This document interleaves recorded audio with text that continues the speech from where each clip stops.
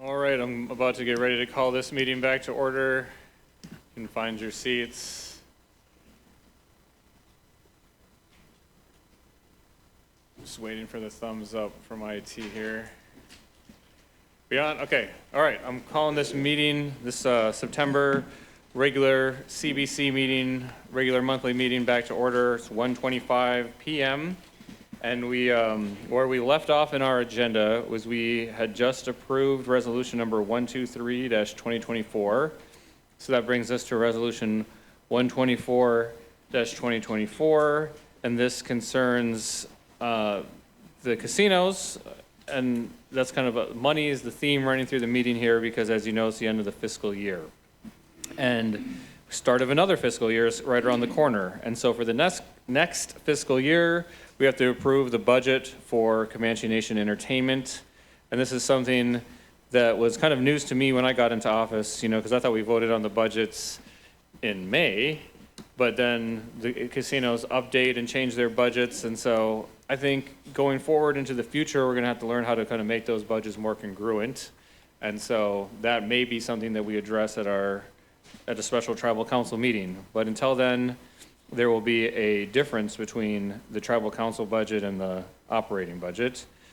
I'll read the resolution. It says, a CBC resolution authorizing and approving Comanche Nation Entertainment FY 2024 operating budget.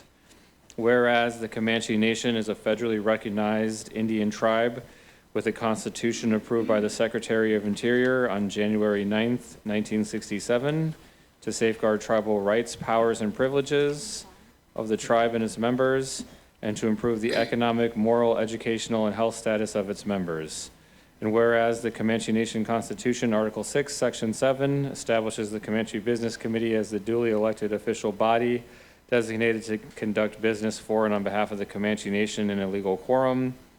And whereas the Comanche Nation Gaming Ordinance at Section 207C, CEO duties, develop, approve, and present to the CBC the annual operating budget for CNE in accordance with Section 211 of this ordinance and implement and manage such budget. And whereas CBC approval by resolution is needed prior to the new fiscal year pursuant to Section 211 of the ordinance B, said proposed budget shall be submitted to the CBC prior to the nation's fiscal year and shall be treated as highly confidential and proprietary. And whereas the proposed FY 2025 operating budget was presented to the CBC at the all-entity meeting on Thursday, July 25th, 2024, and now therefore be it resolved, the CBC does hereby approve the aforementioned Comanche Nation operating budget for fiscal year 2025. Any questions from the CBC? In the title, a change to FY 2025. 2025 should be amended to say FY 2025 operating budget. Right. Any other questions or comments? Any questions from the audience? Okay, is there a motion to approve resolution number 124-2024 as amended in the title? I make the motion. Okay, motion by committee woman number 3, Casnavoid. Is there a second? I second. Second by Vice Chairwoman Doyavai-Sovo. All in favor say aye. Aye. All opposed, nay. Abstentions, motion passes.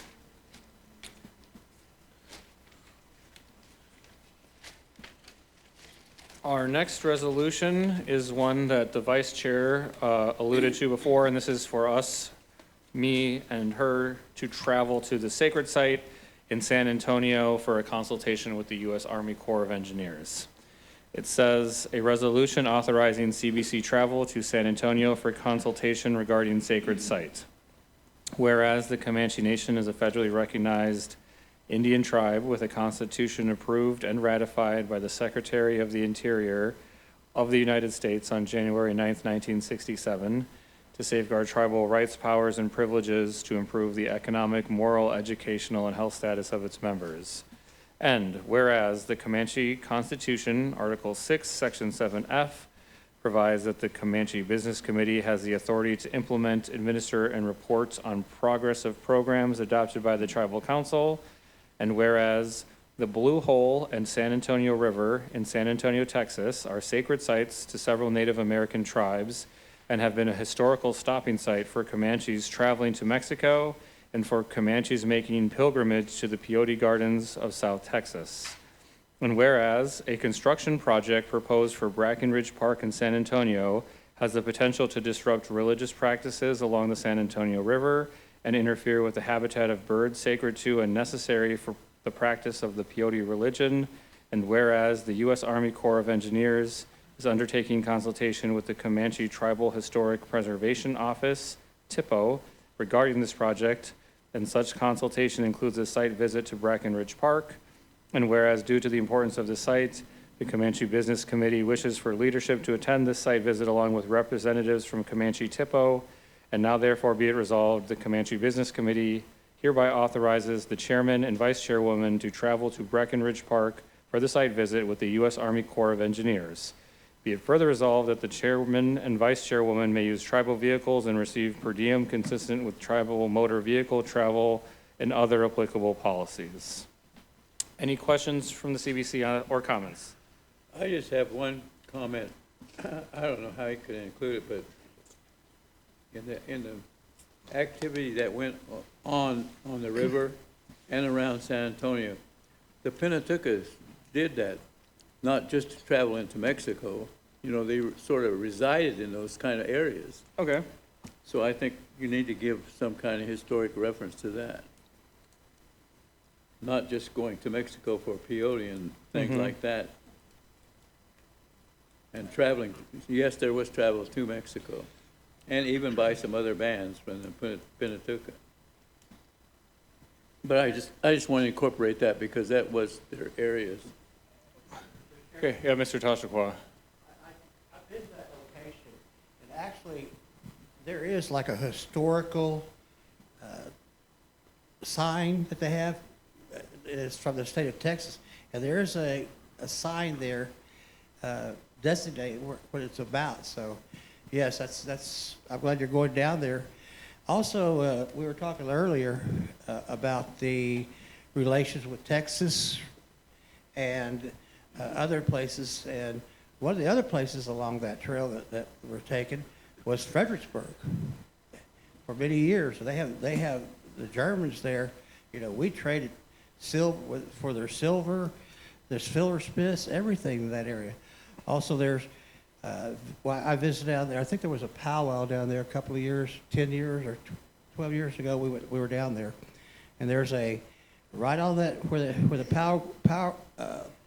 where the Texas Rangers are now has headquarters, but there's a marker, and it's a marker, but there's supposedly a Comanche child that came across her remains when they were reconstructing that road through there, and they didn't know what to do with it. So all they did was they put a little marker there. It's in Fredericksburg, and you know, I came back and told the CBC about it, and but I don't think anything became of it. But yeah, they just made a little slab and put that slab over where the remains were found. And so I don't know what's happened since then, but I just want to make you guys aware of that.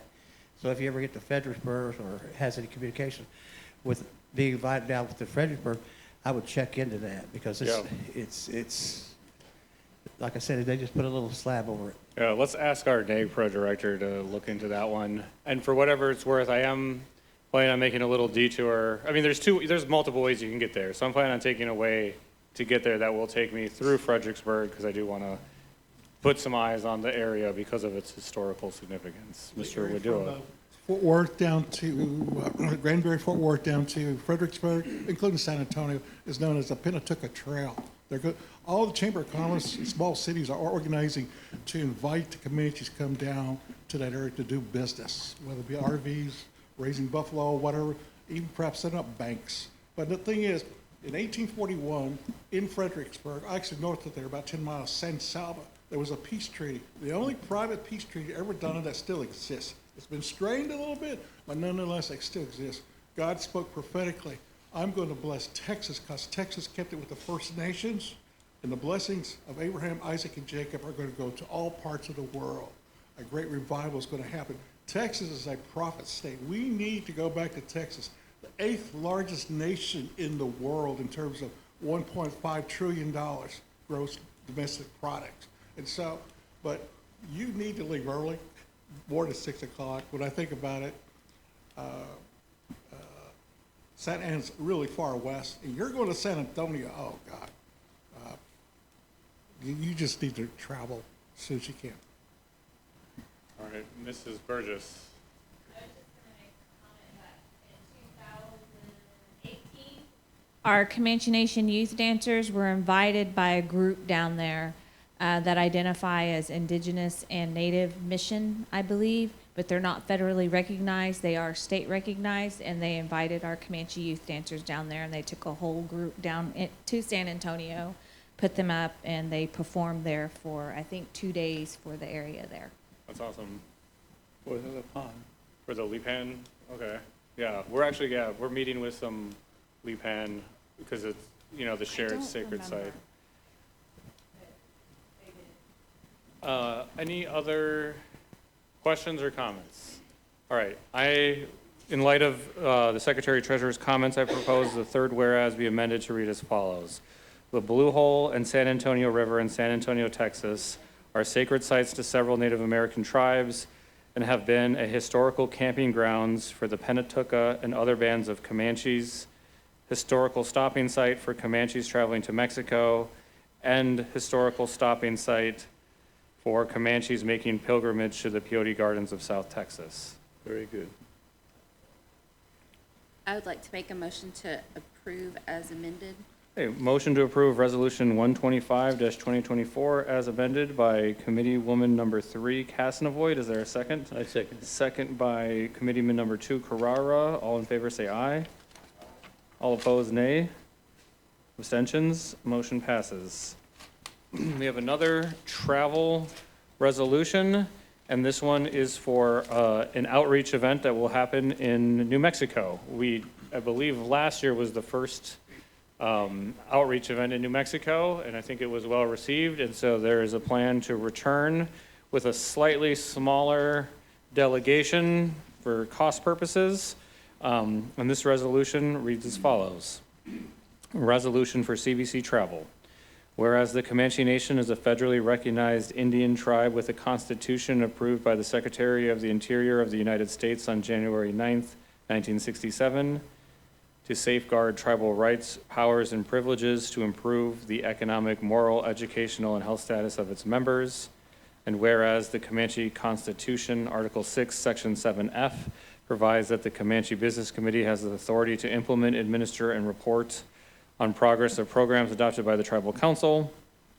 And whereas the Comanche Constitution, Article 6, Section 7, establishes the Comanche Business Committee as the duly elected official body designated to conduct business for and on behalf of the nation pursuant to Article 6, Section 7C of the Comanche Constitution, and now therefore be it further resolved, the Comanche Business Committee appoints Forrest Hatanippa Chairman, Diana Doyabai-Sovo Vice Chairwoman, and Hazel Tashiqua Committee Person Number 1 to attend the Tribal Outreach Event in Albuquerque, New Mexico from October 10th through 12th, 2024, and be it further resolved that a travel report shall be given at the next monthly meeting detailing any relevant information gathered during their attendance. Any questions or comments from the CBC? Any questions from the audience? Okay.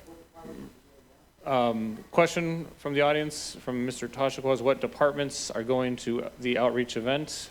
Ms. Dawsey. Says prescription assistants are going down. It's enrollment. There's the WIOA, youth services, and then higher education, optometry, youth services. That's it. Tribal court. Tribal court's going too. Sorry about that. Housing is going as well. How about the diabetes program? Diabetes as well. Is there a motion to approve Resolution 126-2024? I make the motion to approve. Motion to approve by Committeewoman number 3, Castonavoid, second by Committeeman number 2, Carrara. All in favor say aye. Aye. All opposed say nay. Abstentions? Motion carries. All right, the next resolution is a resolution authorizing use of funds. And this is the macro level issue that we just talked about as it concerned the resolution on the Gaming Commission. The Gaming Commission had funds that were built up over time because they had underspent their budget, and that we then passed a resolution to move it.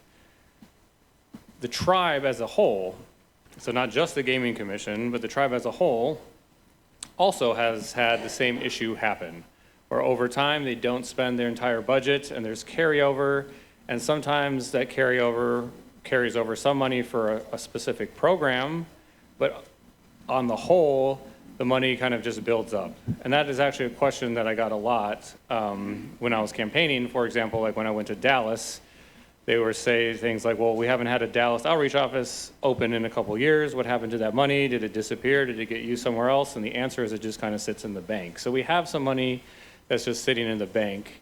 And our intent in this resolution is to use that money to make up for the budget shortfall that's, like I said at the beginning, about 9%. And so that's for the programs. So this money is going to be going to the programs to ensure that the services just are still available at the same rate that they would be, and we're just making up the shortfall. Honestly, because this is gaming funds, I expect a lot of this will then just carry over to the next year anyway, because it's just 1 month left. But I think what I would like to see is for us to address at a special tribal council meeting how to use all of the accumulated funds, because it's been happening for a few years.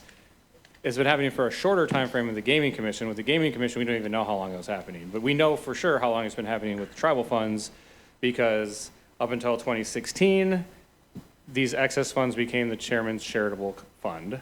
From 2016 to 2019, they accumulated and then became part of the dividend that was issued in 2019. And so these funds have been accumulating for approximately 5 years. And so again, we're going to use some of them to just make up for the shortfall, and then most of that will probably carry over, and then let's have a special tribal council meeting to talk about how to use the rest. I'm going to say right now, we can't just give the money out to the members, because these are gaming funds that were the 60% for services. So we can't use it for per capita. So if that's on your mind, maybe that would be the best thing to do, but we can't do it.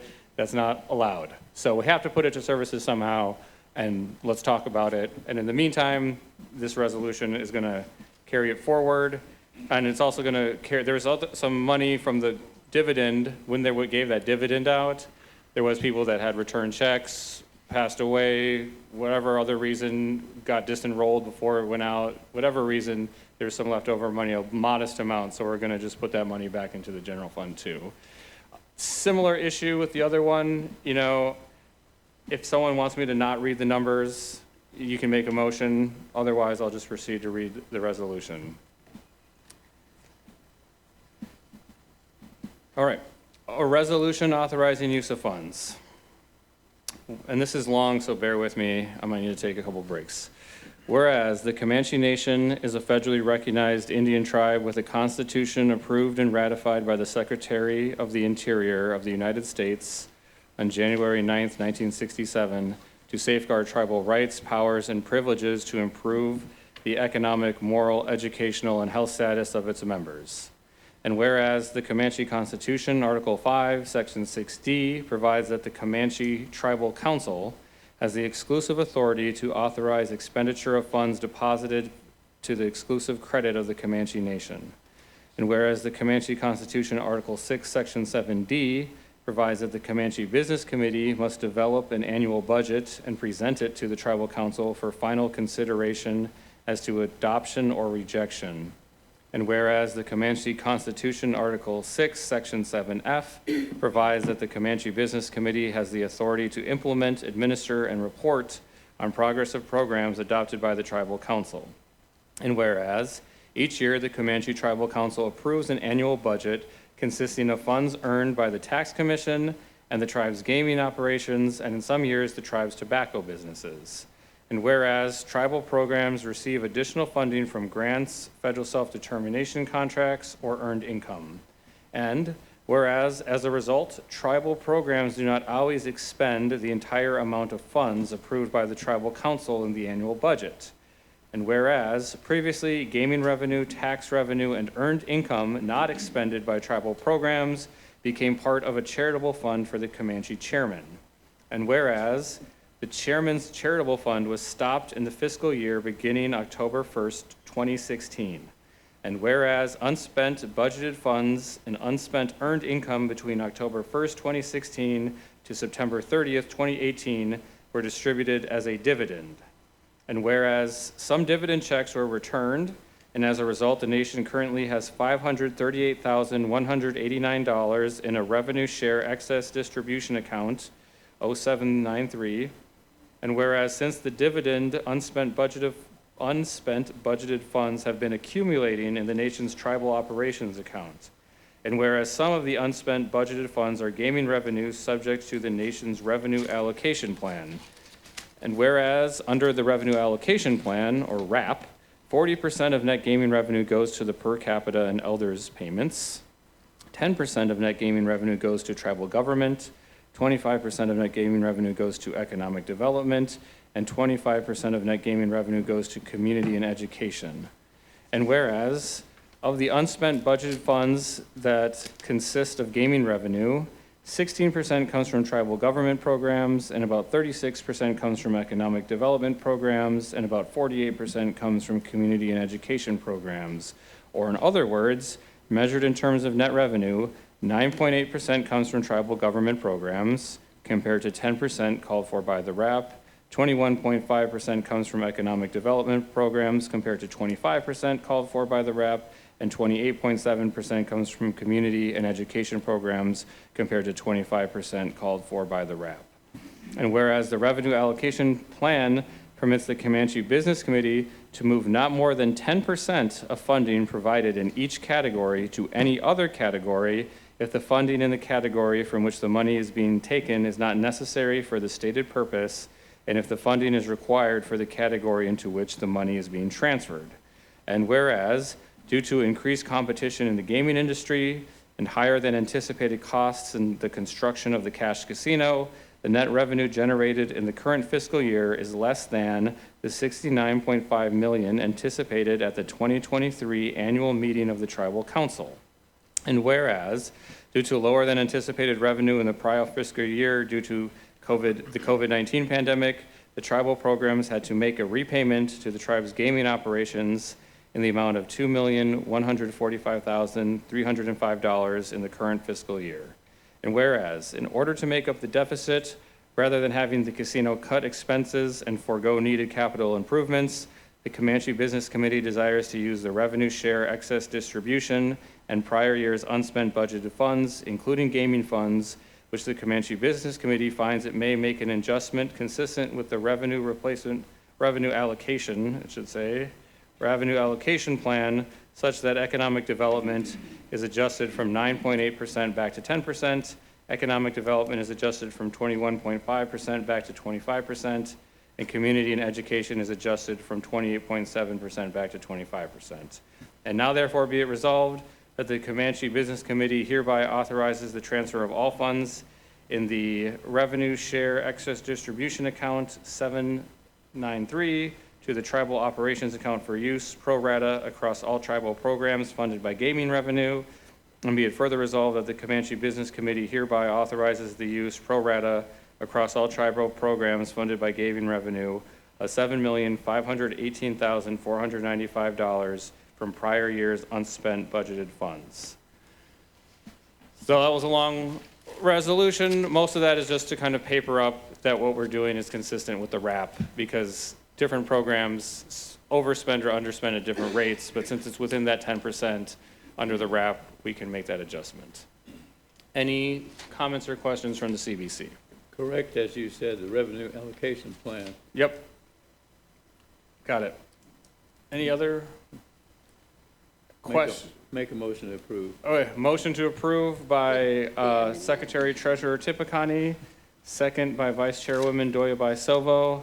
There's a question in the audience from Mrs. Burgess and then Mr. Wadua. You had stated that you included the dividend that was dispersed. I hope that we made several attempts to these individuals, as many as attempts as Cobell did when they dispersed that money, as well as IIM for these, what you would call whereabouts unknown. And do we have proof of that? Because I would hate to see that money go back to the nation when this individual that was incarcerated or what have you, homeless somewhere in New Mexico, and not know that they had this money this whole time and in the need of it. I don't know that we know how to even try to attempt to figure out who that is, and it's been 5 years and they haven't made any attempt to get it, so I think we're gonna move forward. Would move forward. All right, Mr. Wadua. Is that 500,000 safety net for the casinos, is that still part of that? That 500,000 was from the dividend payment, which came from a lot of sources, including some land leases and other program income. So this is not coming from the casino, it's coming from this account. The casino should have a safety net? Give him the mic, sorry. Contingent. This morning you were talking about, what was it, 4 million? Now Yeah. it's 7 million, but I'm a little confused. There was 500,000 set aside as part to go as a safety net for the casinos to operate as an emergency, Yeah. Or am I misunderstanding? No, a little bit. So what happened was the Gaming Commission had 4.5 million accumulated. We gave them a 500,000 safety net, and we gave the other 4 million to the casinos to make new improvements like new flooring and carpeting. And this is something separate where the tribe itself, the programs haven't spent all their money, so we're giving some of that back over to the programs. Mr. Tashikwa. I just wanted to say, is there any of this money coming from those bank accounts that were closed out, or there was money in there, or is any of this money coming in what we discussed earlier a couple of meetings ago? That money, it was like a couple $100, and so that was already just put in the general fund, but this will close out the excess revenue distribution account that has 538,000 in it. So all of those accounts that were questionable, they're all closed out now, and we're at a zero balance then? Yeah, there's one account that hasn't been closed out that we can discuss in the future for the revolving loan. Okay. But that will be probably on the agenda next month. All right, thank you very much. Yep. All right, motion on the floor to approve resolution number 127-2024. All in favor say aye. Aye. Opposed say nay. Abstentions? Motion passes.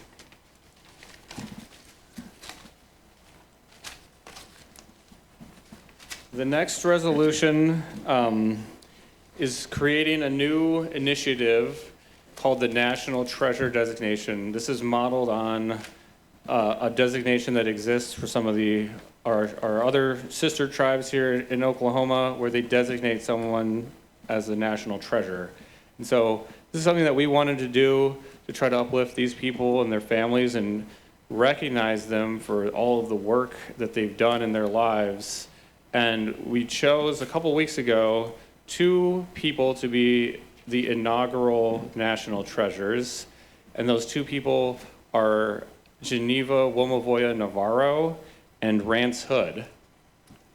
After we made that decision, Mr. Hood passed away last week. So, my condolences to his family and his loved ones. But we want to continue on, so he will be our first posthumous designee, which is, I think that's fine. We can, posthumously designate people as national treasures, I think. And we're having like plaques made up, maybe a blanket, and we're going to be giving those gifts to Mr. Hood's family, and then we will be presenting the plaque and the gifts to Ms. Navarro when we go to the outreach event in Albuquerque, since she lives in Albuquerque.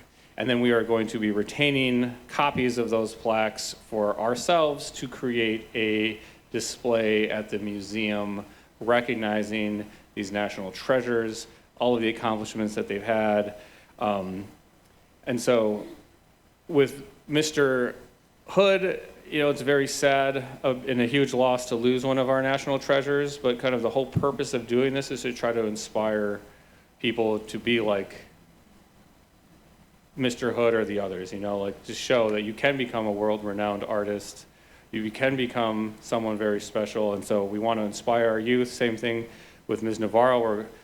I'm so happy that, you know, she is here and we can go to New Mexico. Even though her health won't let her come here, we can go to her and we can present it and hopefully inspire people to want to learn the language the way that she can talk, learn all of the cultural and traditional knowledge that she has. And so this is really about trying to inspire people to be like our national treasures. And it is not easy. We're only going to give 2 of these out a year.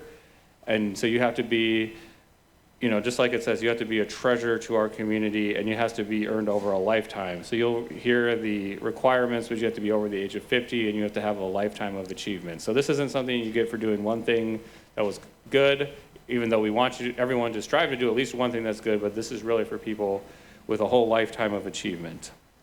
So, resolution number 128-2024, a resolution creating Comanche National Treasure designation and designating Geneva Navarro and Rance Hood as Comanche National Treasures.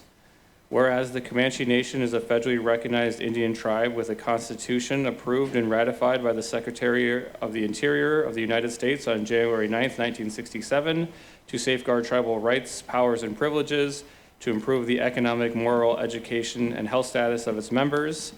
And whereas the Comanche Nation Constitution, Article 6, Section 7J, provides that the Comanche Business Committee has the authority to promulgate and enforce ordinances and codes governing law and order to protect the peace, health, safety, and general welfare on land determined to be within Comanche tribal jurisdiction. And whereas to protect the peace, health, safety, and general welfare, the Comanche Business Committee wishes to create a national treasure designation, which will recognize tribal members over the age of 50 that have made major contributions over their lifetimes to perpetuating the Comanche culture.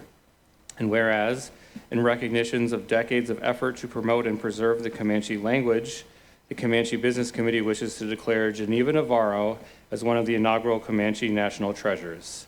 And whereas, in recognition of his lifetime of work and contributions as an artist, the Comanche Nation wishes to declare Rance Hood as one of the inaugural Comanche National Treasures. And now therefore be it resolved, the Comanche Business Committee hereby creates a national treasure designation. And be it further resolved that the National Treasure designation is reserved for tribal members over the age of 50 that have made major contributions over a significant period of their lifetime to perpetuating the Comanche culture. And be it further resolved that hereafter 2 national treasures shall be designated at the September regular monthly Comanche Business Committee meeting from nominations submitted to the Comanche Business Committee on or before July 1 of each year. And be it further resolved that a permanent location for display shall be created at the museum at a location to be determined at a future time by the Comanche Business Committee. And be it further resolved that Geneva Navarro and Rance Hood are hereby designated as the inaugural Comanche National Treasures. That's the resolution. To kind of provide a little bit more explanation on these 2 national treasures, I'm going to read some biographical information about them. If you just bear with me here, this is about Geneva Womavoya Navarro. Geneva was born January 4th, 1926 in Apache, Oklahoma, to Esther Tuanipa and Max Womavoya. She is a descendant of Chief Wildhorse Gobe, who was a prisoner of war at Fort Sill in the late 1800s. She is a member of the Comanche Nation coming from the Quahada Band, Antelope, and the Penana Band, meaning sting like a wasp, or take off, according to her Daka. At age 5, she was sent to live with her Daka Tuanipa in Kaku Mokama. Mokama. She became her grandparents' interpreter since neither of them spoke English. She tried to teach her grandmother English, but she just couldn't understand. Her grandmother told her she was sorry she didn't take the beating and punishment at the boarding school like her sisters got when they spoke Comanche in which to learn English. Geneva started public school in Apache, Oklahoma at age 7 in the first grade. She was eager to learn and loved to read. By the 7th grade, she begged her grandmother to let her go to boarding school at Fort Sill Indian School, and reluctantly her kaku gave in and let her go. A week later, she cried to go back home because she was homesick. Her grandmother scolded her and told her she cried to go to boarding school, so now she had to stay. In 1945, Geneva returned home to Apache to the public school because her grandmother became ill from tuberculosis. Her grandmother died after Geneva's sophomore year in high school. She told her grandfather she did not want to go back to school, and he said okay. She told her stepfather, Luther Brace, that her grandfather said she could quit school, so he bought her a bus ticket and sent her to Haskell Institute, which at the time was still a boarding vocational school, to finish her senior year. She chose pre-nursing and was forced to pick a religion. She told them that Peyote was her religion, but they said she had to choose a white man's religion. She did a little research to find out more about the different religions by asking her friends that were in those religions. When she found out the Baptists were forbidden to dance, she asked a friend attending the Catholic Church if they were allowed to dance, which they were, so she joined the Catholic faith. She said she would have never passed chemistry if it weren't for Carney Sawpitty Sr., who helped her through it. They had a belt line for the young men who were accused of doing wrong, and the athletes were the ones who gave out the punishments as the young men had to run through the line to get hit all in public. In 1946, Geneva attended the Kiowa Indian Hospital licensed practical nurse training in Lawton, Oklahoma. She used her Comanche language as an interpreter to help some patients that did not speak English. She was stationed at Fort Defiance, Arizona, and didn't want to go because it looked too far on the map. But again, her stepfather bought her a bus ticket for her to go work there. She got acquainted with the priest there, and they became friends. When on a trip to visit her sister in Oklahoma, the priest stopped by St. Anthony School of Nursing in Oklahoma City and picked up an application for Geneva. She attended St. Anthony's in 1951 and graduated after 3 years as a registered nurse. She worked as a registered nurse for 40 years in public and the Indian Health Service, doing general nursing duties, including medical and surgical care, how do you say that? Obstetrics? Yes.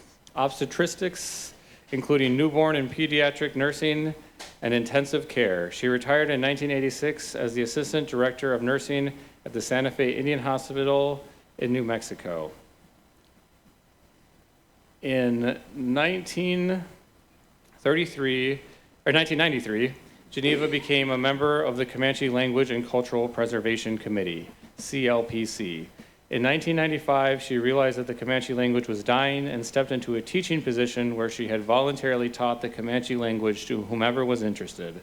In the late 1990s, Geneva helped create the Children's Powwow in Santa Fe, New Mexico at the Wheelwright Museum, which held an annual dance for years and was involved in the annual Youth Language Fair for the Indigenous Language Institute in Santa Fe.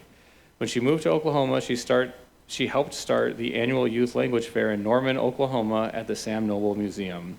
She worked for the University of New Mexico and Cameron University via the Comanche Nation College, teaching the Comanche language. She also taught the language in Dallas, Texas. She attended and completed seminars from a scholarship with the Oklahoma Native Language Association for linguistics classes, with Northeastern University Native American Studies in Tahlequah, receiving 4 hours of college credit and a Native Language Certificate of Endorsement. She taught at many youth language camps and was awarded a teaching certificate for Comanche language by the Comanche Nation and the Comanche Language and Cultural Preservation Committee. She was invited to join the Healthy Family Committee to teach and pass on the Comanche language to employees and families of the program. Geneva also taught the Comanche language at several high schools and the Comanche Nation daycare. In 2003, Geneva was invited to testify with Rita Kusawun at the hearing before the United States Senate Committee on Indian Affairs on S-575, a bill to amend the Native American Languages Act to provide support of the Native American language survival schools and for other purposes. Her memberships included being a participant as an observer in the Lodgepole River Project, sponsored by National Geographic. Geneva was an officer and active member of the Elders Council. She was the vice president in 2004 for the North American Indian Women's Association, received an Outstanding American Indian Elders Recognition Award as an outstanding community tribal member involved in language preservation and culture from the AARP, was invited to participate in the Sovereignty Symposium for several years, received the Oklahoma Spirit Award for preserving our languages, building bridges to the future at the Oklahoma State Capitol. In 2007, Geneva moved back to New Mexico with her youngest daughter, Jan Womavoya, where she taught the Comanche language at SIPI and around the Albuquerque and Santa Fe areas. In 2020, during the pandemic, she taught the Comanche language virtually over Zoom, where the students joined from all across the nation and into Canada and Mexico. She taught the Comanche language for 28 years. She just retired officially at the end of 2023, just shy of her 98th birthday. Geneva has 3 daughters and 1 son, and many kakus, tsaws, 3 little damis, brothers, and which meaning referring to her great-great-grandsons. So that's what it takes to be a Comanche national treasure.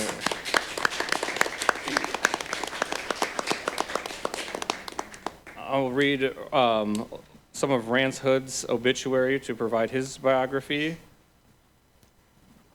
And I'm going to skip over the kind of services part and just go to the bio part. Rance Hood was born February 9th, 1941 in Cache, Oklahoma. An Oklahoma native, Hood was raised by his maternal, full-blooded Comanche grandparents, where he learned the Comanche language, customs, and values.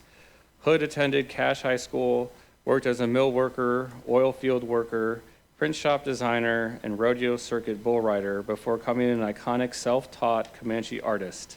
As an artist, he worked with and mastered acrylic, watercolor, tempera, mixed media, stone, bronze, and screen prints.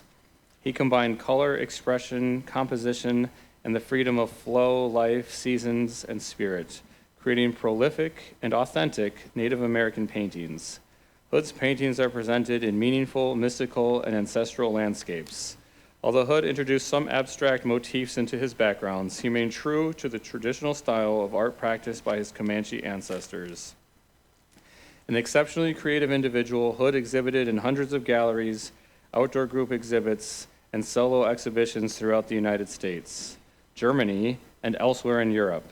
His paintings can be found at many galleries, museums, and in magazines, including the Southern Plains Indian Museum, public collections of Eitel Yorg Museum in Indianapolis, Indiana, the Thomas Gilcrease Institute of American History and Art in Tulsa, the Museum of the American Indian in New York, the Oklahoma Museum of Art in Oklahoma City, the Philbrook Art Center in Tulsa, the National Cowboy Hall of Fame and Western Heritage Center in Oklahoma City, and the Hurd Museum in Phoenix. Hood's artwork has been featured on many magazine covers and in articles, including Rance Hood Comanche Artist, American Indian Craft and Culture Magazine, Oklahoma Indian Art, Southwest Art and the Role of Oklahomans in Native American Art by Persimmon Hill. Hood has won many awards, including and not limited to the 1961 and 1971 Grand Awards from the American Indian Exposition, Best Western Cover Art from the American Writers of America, Award of Merit, Colors of the Heartland, Reina's Galleries, San Juan Bautista, California, First Anniversary Indian Market, First Place in Special Awards, Santa Fe, New Mexico, 1985 Pony and Warrior, Bronze Artist Collection, 1991 Vision of Crazy Horse, Cast Paper, and the Comanche Honorable Mention Philbrook Art Center, Tulsa.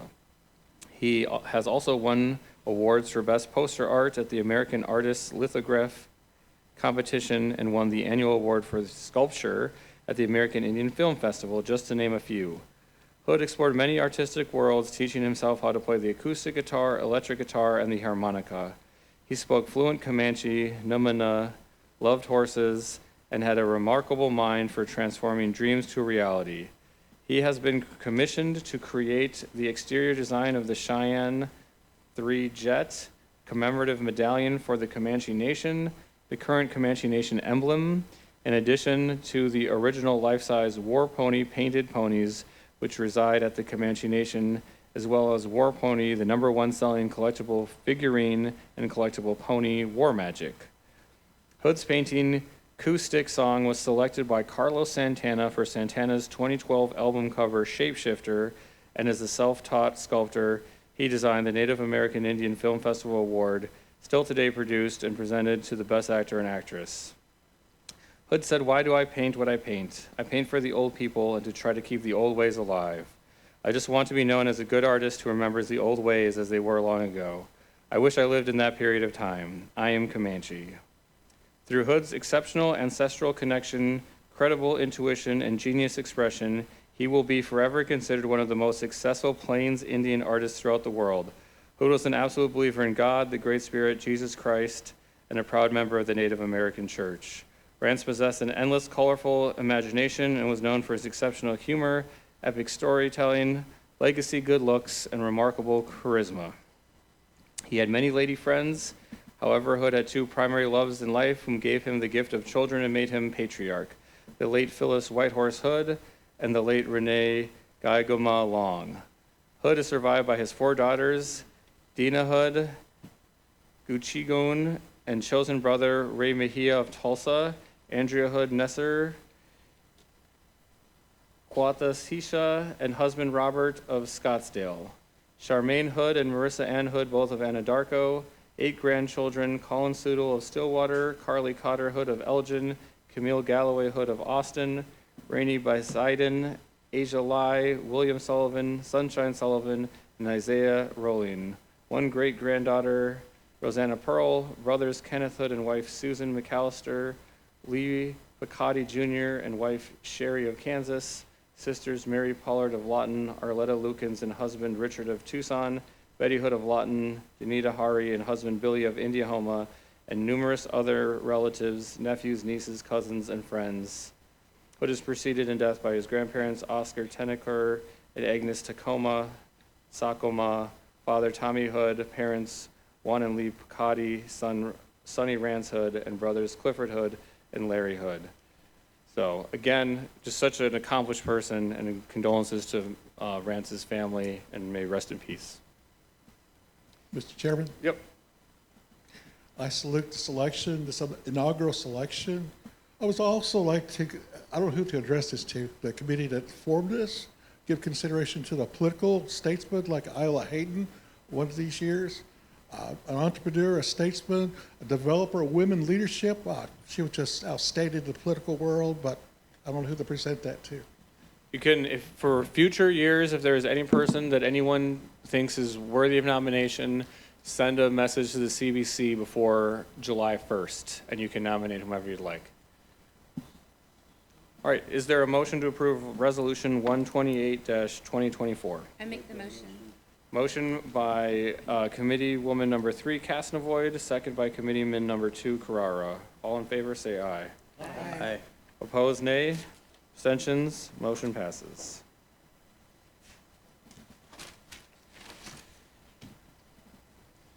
Our next resolution is one of the unfortunate, I guess, realities of doing business is sometimes there's companies that don't embrace the privilege of doing business with our nation, and so we have to take action so that they aren't used anymore. And so this is a resolution prohibiting tribal programs and entities from using Comanche Construction LLC or related entities as vendor. Whereas the Comanche Nation is a federally recognized Indian tribe with a constitution approved and ratified by the Secretary of the Interior of the United States on January 9, 1967, to safeguard tribal rights, powers, and privileges, to improve the economic, moral, educational, and health status of its members. And whereas the Comanche Constitution, Article 6, Section 7F, provides that the Comanche Business Committee has the authority to implement, administer, and report on progress of programs adopted by the Tribal Council. And whereas the Comanche Nation previously entered into a general contractor construction agreement with Comanche Construction LLC to build a child care facility in Lawton, Oklahoma. And whereas the child care facility has encountered numerous issues with the workmanship of its construction, including poor air conditioning regulation, poor plumbing, leakage in a retaining wall, burnt out lighting, and problems with electric outlets. And whereas Comanche Construction LLC did not adequately address issues, and the Comanche Nation has had to pay for other contractors to remedy the poor workmanship of Comanche Construction LLC or its subcontractors. And whereas Comanche Nation staff has complained that Comanche Constructions LLC's principals and agents have not engaged in respectful dialogue during construction of the child care facility, and whereas doing business with the Comanche Nation and being paid with Comanche tribal funds are a privilege, and now therefore be it resolved, the Comanche Business Committee determines that it is not in the best interest of the health or welfare of the tribe for Comanche Construction LLC or any of its related entities to serve as a vendor for the Comanche Nation or its related entities. And be it further resolved that the Comanche Business Committee hereby prohibits any tribal program, any tribally owned entity, and/or any tribally funded entity from engaging, retaining, and/or otherwise doing business with Comanche Construction LLC or any of its related entities. Questions or comments from the CBC? Questions from the audience? Ms. Adovich. And just let Jared get you a mic here.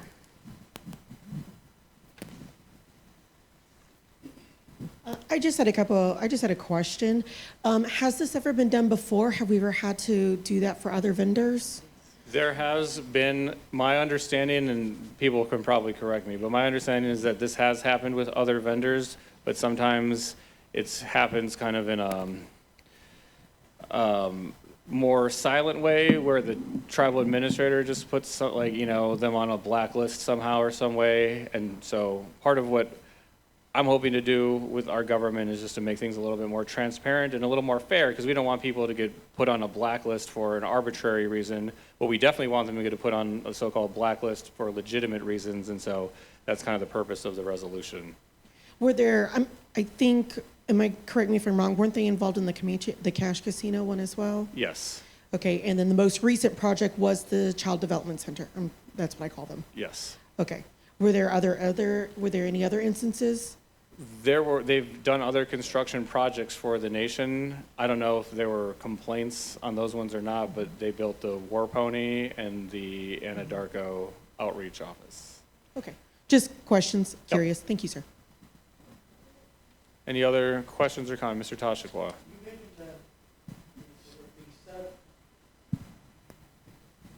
You mentioned that the subcontractors, will they also be involved on this resolution? The subcontractors? The subcontractors aren't, they're not subject to the resolution, because at the end of the day, it's the general contractor that has ultimate responsibility. Okay, I just want to clarify that because you had said something about the subcontractors in there. I just put them in there just because I didn't want to say it was necessarily Comanche Construction's workmanship when it could have been the workmanship of their contractors, but their at the end of the day, they bear the responsibility. I agree.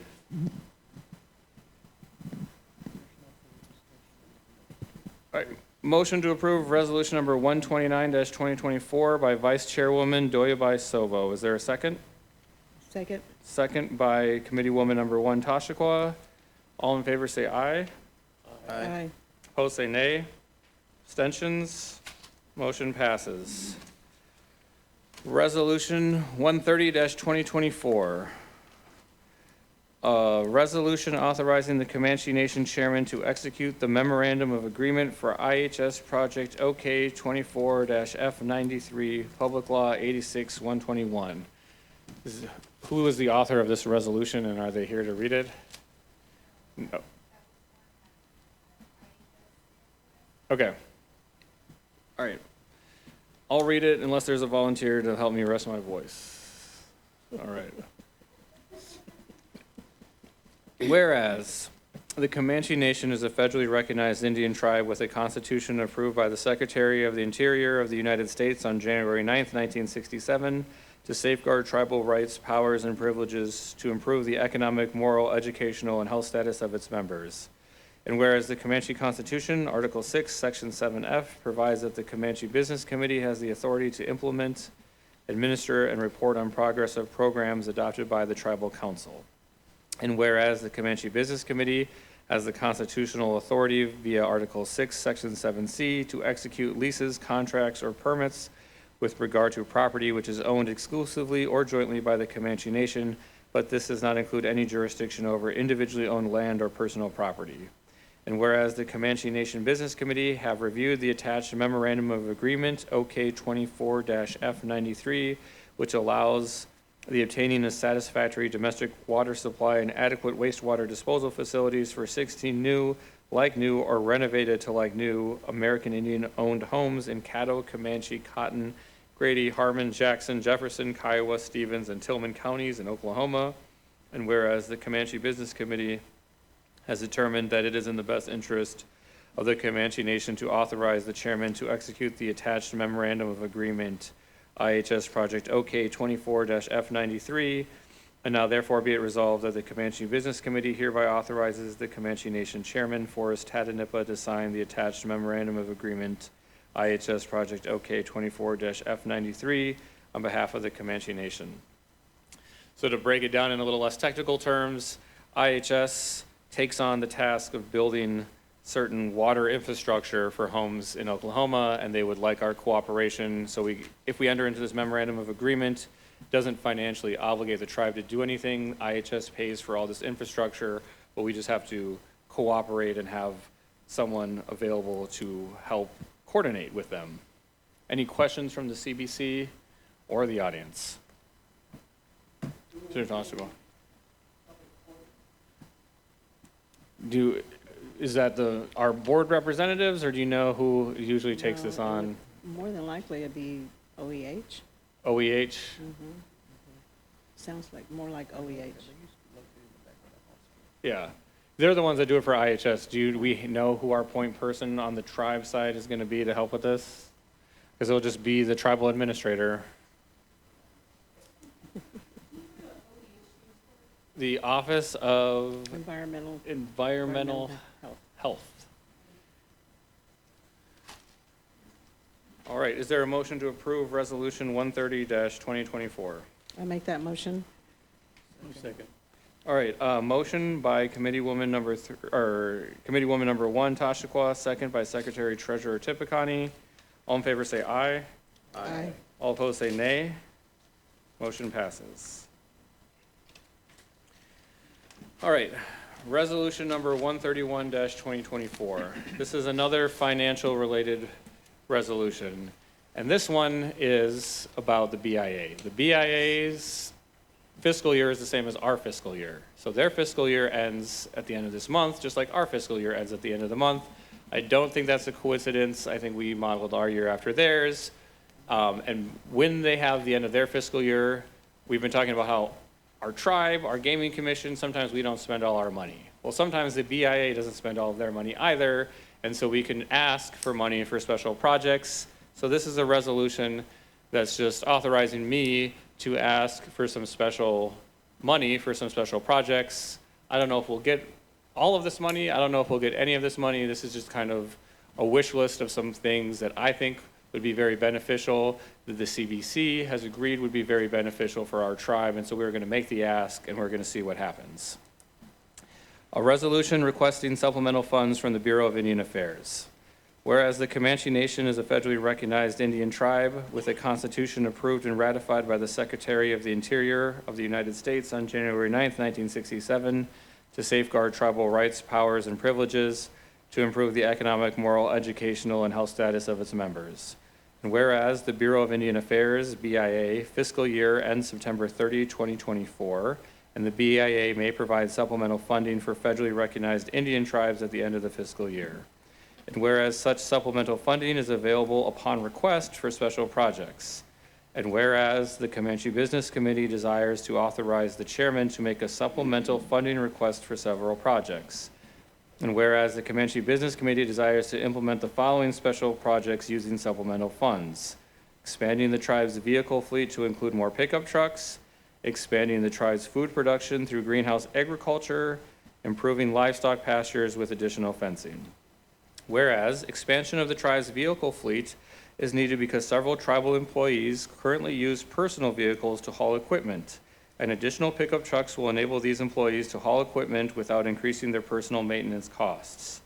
And whereas the health and welfare of tribal members will be improved with a more reliable food supply, especially of nutritious traditional foods or traditional plant medicines.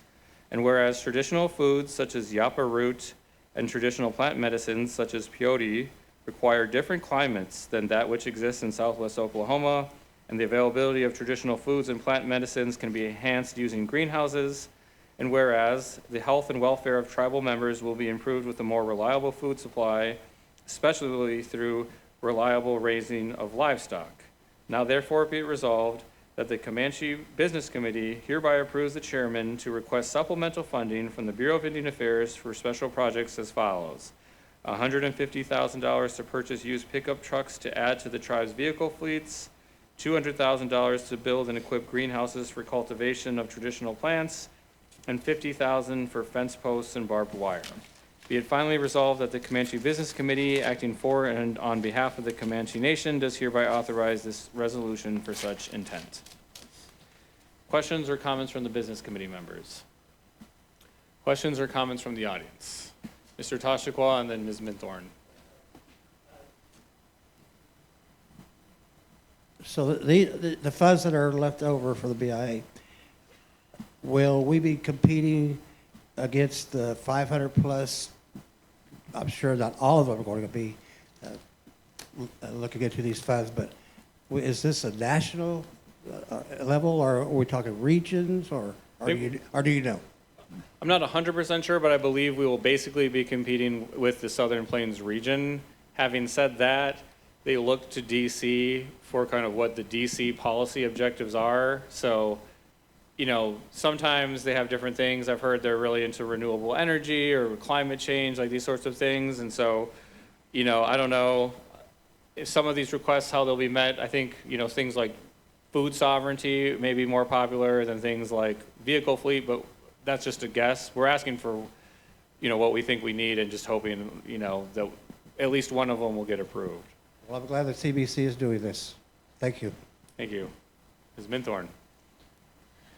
Just asking as far as long as the food sovereignty, just trying to see what our planning is if we are going to start planning towards the buffalo, to be able to start. I know you said fencing and you said barbed wire fencing. So just trying to see when are we going to possibly start moving towards that era, and like if, you know, are we going to form our own department rather than just cow and calf and everything, because I do have plenty of people and resources that want to move towards that. And like I said, when we went to Cheyenne Arapahoes and seeing their success, if we're looking at food sovereignty, we missed the deadline for the Intertribal Buffalo Council, but we did request 8 buffalo from the wildlife refuge from the departments that could utilize it immediately to start serving food, meat buffalo to their participants at the academy and the elderly center, diabetes program. We're gonna give out buffalo in November for Native American month, so we're gonna do a food drive to help fill the food banks by giving out buffalo. But just seeing kind of if we do get that funding, is that something that do we need to create its own program come general council next April, or is that something in a planning? Is there a design team, anything like that to start preparing the lands for vegetation for buffalo program? So this is my understanding, and I guess also my train of thought, but the fencing and wire that we're asking for with the supplemental request would be used for our cow-calf program, so it would not be used for buffalo. On the more general issue of buffalo, this is just my own personal train of thought, so the other CBC members may have their own, but there's a lot of tribes getting into it. I think it's awesome. I think it's great. I support them wholeheartedly. As a member of the KCA board, we voted to allow the Kiowa tribe to take over a lease of a lot of acres by Rainy Mountain for a buffalo herd, and they actually got their money for fencing by doing this supplemental request last year. So that's where they got their funds. And so when we voted on that, I talked to them and I said, if we got some buffalo, could we kind of work together and add it to your herd and to kind of work that way? And they said that they would. And so I think if we want to dip our toe, we have the opportunity. At the same time, because a lot of tribes are doing it, I, in my own mind, started thinking, what are some other things that we could do along the same lines that would be different but kind of complementary? And then I heard different tribal members talking about Yaparukas, Yaparut, and I said like, hey, That's almost something that it's different, it's in the same vein, and maybe that would be good. So we have something that's unique, but complementary to what they're doing, and so that's why I decided to ask for the greenhouse money. All right. Any other comments or questions? Is there a motion to approve? I make the motion. Second. Okay, motion to approve resolution number 131-2024 by committeewoman number 3 Casnevoid, second by committeeman number 2 Carrara. All in favor say aye. Aye. All opposed nay. Abstentions, motion passes. All right, our next resolution is from the TIPO office.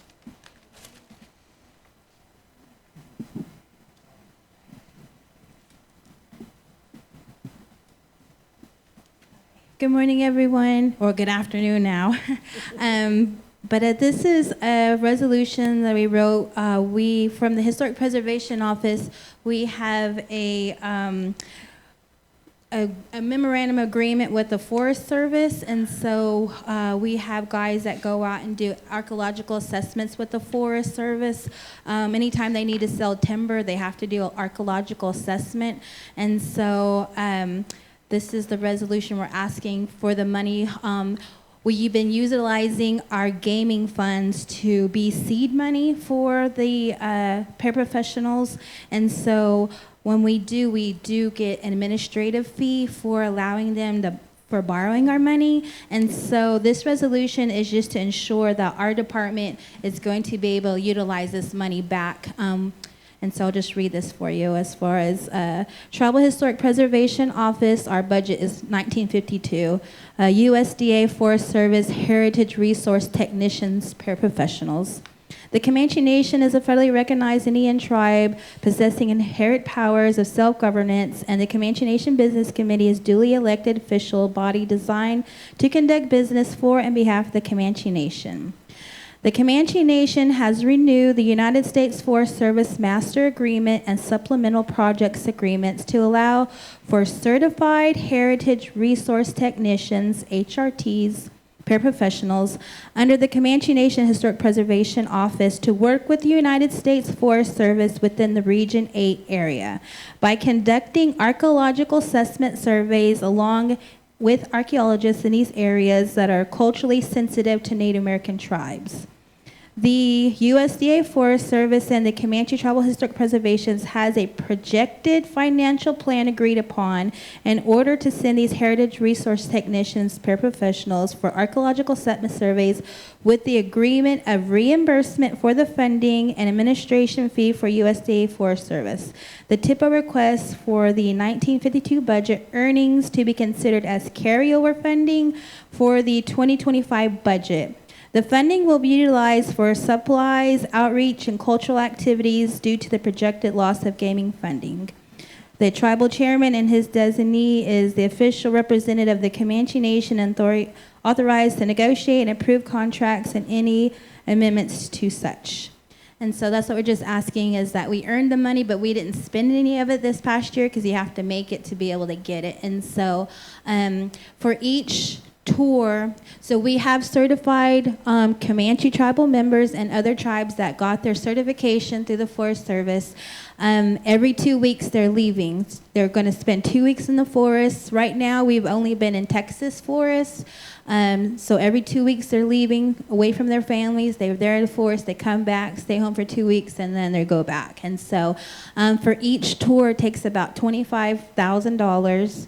We pay for their travel, their per diem, their pay rates. And so we're just borrowing money, and that's what the government gives us, a reimbursement. Kind of takes a little bit, but then we get that administration fee. And so that's what we're asking, is that we as our department, because we are taking time from our jobs day to day to be able to put these guys to work. So it's job creation, but we also want to build our program too, because we're just working with Region 8, and that's just where we belong to, which is the South, like from here to Virginia to Florida to Texas, but there's so many forests out there that have to do these archaeological assessments. So we do look forward, this will be our third agreement. They just sent one this past week, so Chairman will be addressing you to come and sign. It's another supplemental agreement. We've got so many extensions, so this is our third extension. So right now they extended us to March of next year. So the one we just recently got is going to extend us another couple of months. But that's just for these couple for us in Texas. But it is job creation. We are making money for our department if we can spend it. At the same time, I've built really good relations with our traditional territories, like from New Mexico and Colorado and Wyoming. That tribal liaison, he said, yes, we can start those agreements there, so we can be able to get more people trained and start going that area too. And so, again, when you just said the previous request for money, we do need a vehicle because right now we're always having to borrow from other departments and vehicles. And so they're actually having to take our vehicle next week to Texas, and they're all going to be crammed in there. They're all tall in our program, so, and then they have to take all their luggage for 2 weeks. And so they took a van from the transportation, didn't have no air conditioning. 100-degree weather in Texas, getting out and coming back into a van with no air. We felt really bad. We didn't know they didn't have air conditioning. But if that might be something that we can do is reinvest into our program. And it is, like I said, job creation, it is good money, but we could have a crew in Texas and we can start going to Colorado and doing those archaeological assessments for those Forest Service. But the tribal liaison, he's actually coming to Comanche Fair, so he wants to build good relations with us, and that's what we want to do, is go and get teepee poles from those areas. So we are able to build those creations with them and everything, those relationships. So just wanted to throw that in. All right, thank you. I have just kind of one informational comment, and that's, this is program income, and that's something that happens. Some of our programs do generate their own income. And so I know that it's been a topic of discussion to make sure that when we vote on the budget that all of the different sources of funding is available. So I have worked on a spreadsheet that does exist that will be presented at the next annual meeting in April. So when we vote on the budget in the future, we can see programs that have program income, how much grant funding they get, and so then when we vote on gaming commission or tax commission dollars, we're not just voting blind. So I just wanted to put that out there. But does the CBC have any questions or comments for Martina? I'd like to make the motion to approve. All right, motion to approve resolution number 132 by Committeewoman number 3, Casnavoyd, second by Vice Chairwoman Doyobai Sovo. All in favor say aye. Aye. All opposed nay. Abstentions? Motion passes. Mr. Hutchins, you're up. Oh, sorry, Mrs. Burgess. Okay, let her have the mic real quick. I think she's got a question for Martina. Actually, it's more of a statement. This program was under realty some years back, and we had generated enough revenue. We did purchase a vehicle. So I'm kind of curious where that vehicle is. That's the first question. Second is we were also approached at that time, because at that time we were doing this paraprofessional program with the state wildlife park, I think, with Louisiana, Kentucky, and Mississippi. And we were also approached by the National Bull Weevil Association and the Turkey Federation, both of Texas, because they also need these types of services when it comes time to count the turkeys and whatnot. And at that time, we didn't have enough staff to do that. And I think this is a really good program.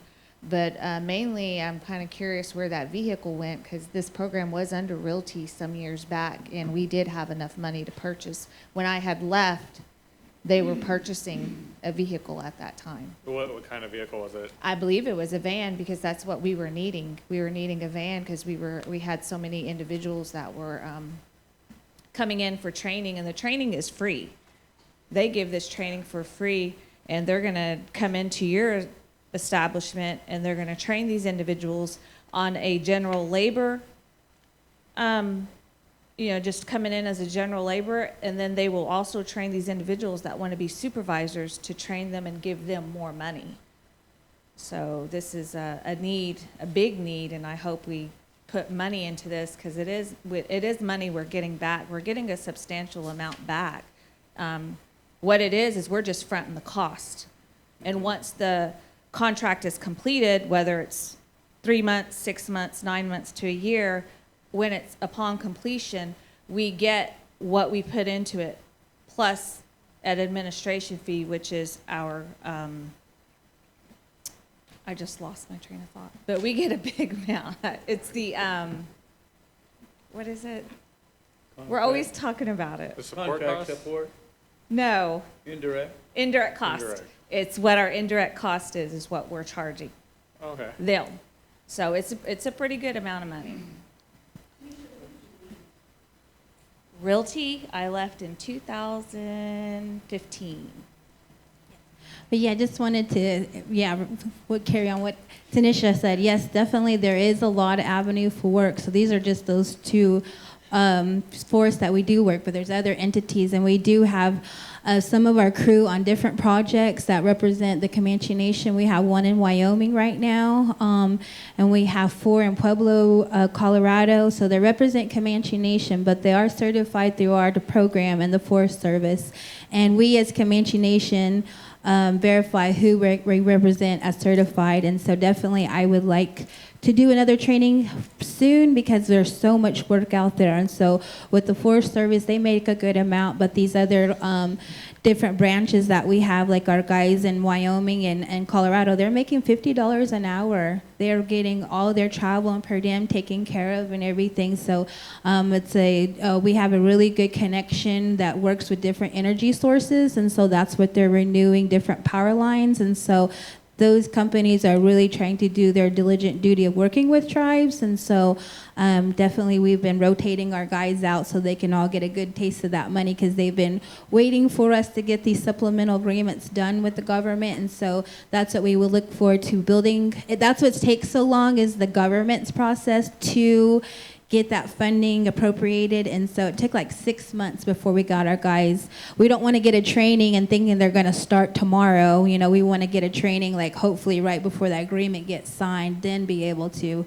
We don't want them to just have to sit at home and wait and everything, because it's on the government's end, because our chairman signed that pretty quickly the last time. And so again, we just don't want to train everybody and not have the work for them. But definitely, like she said, there's plenty of jobs out there. And I like to talk with WIOA to be able to work together to do more training and be able to get more people boots on the ground. And do you know, is that van that has no AC, is that the same van they bought back in 2015, or do you know what happened to that van? What now? van. I don't know. We just been borrowing from everybody, because Okay. at first we were doing enterprise car rental, and I was like, well, shoot, we could put money back into the tribe, but then we'd have to find out what department wasn't utilizing their van, so we've always had to borrow and rent. There's one passenger van I know that's on loan to the academy, so I don't know if that's the same one or not, but maybe it is. Mr. Hutchins. All right, a little background. Section 614 of the Taxation Act addresses that all of our license tags have to be on a white background. Well, as you know, many tribes, the state, they're changing the look of tags, so we wanted an opportunity to broaden this to make it a little bit more creative. So we gave a presentation to the CBC of some different styles, and we actually have some internal people that does our designs as a team. We get with our tag people, we talk to each one, and we kind of collaborate. So that's the background on this. So let me read the resolution. This resolution allowing vehicle tags to be made of aluminum or the prescribed form as required by the state of Oklahoma, and on any background that has been recommended by the tax administrator and approved by the Comanche Business Committee. Whereas the Comanche Nation is federally recognized Indian tribe with a constitution approved by the Secretary of Interior on January the 9th, 1967, to safeguard tribal rights, powers, and privileges of the tribe and its members, and to improve the economic, moral, educational, and health status of its members. And whereas the Comanche Nation Constitution, Article 6, Section 7 empowers the Comanche Business Committee as duly elected official body designated to conduct business for and on behalf of the Comanche Nation, and whereas the Comanche Business Committee created the Comanche Nation Tax Commission in accordance with the resolution TC-36-95 adopted on April 15, 1995 by the Comanche General Council, the supreme governing body of the Comanche Nation, and is authorized to appoint commissioners to serve on the Tax Commission in accordance with Section 202 General Revenue and Taxation Act of 1995 as amended, the Tax Act, and whereas the Comanche Business Committee has recommended the new verbiage to replace subparagraph A in Section 614 of the Tax Act to read as follows. Each vehicle tag shall be made of aluminum or the prescribed form as required by the state of Oklahoma and on any background that has been recommended by the tax administrator and approved by the Comanche Business Committee, and therefore be it resolved that the Comanche Business Committee has approved the new verbiage to replace subparagraph A in Section 614 of the Taxation Act to read as follows. Each vehicle tag shall be made of aluminum or the prescribed form as required by the state of Oklahoma and on any background that has been recommended by the tax administrator and approved by the Comanche Business Committee. Okay, thank you. And just as an FYI to everyone, part of the motivation for this, again, is that we have new tags that are available.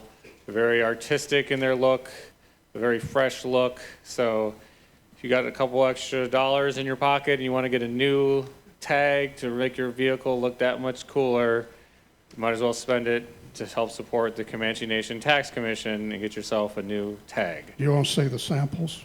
And go ahead and show the room the samples, yeah. So this is a very popular one here. And those of you on Facebook are missing out because it is a very beautiful scene of some teepees and This the is sunset. Mount Scott in the background. All right, that's for my kind of Comanche. I like that. And believe it or not, one of our own employees designed this one. Our business cards look like this. I think that one's going to be the most popular one, honestly. And the last one, I'm not a big fan of it, but you got to keep in mind we have a XYZ generation out there, and some of our employees, here we go, solid black. Don't ask me why, but this will be popular among the younger ones. So what this does next fiscal year to give us some latitude, when I was with the Kiowa tribe, we landed up coming up with 12 different ones, but we did 4 per year. And we're also getting permission from all the armed forces. I've already received a letter back from the Air Force that they're going to allow us to put their logo along with the veteran and disabled. And there's a gentleman in the room here that mentioned different campaigns. We're working on all that for our veterans. We're even looking at, after talking with Mr. Tipicani, about maybe down the road doing some discounts for 65 and above. So we're working toward making this better.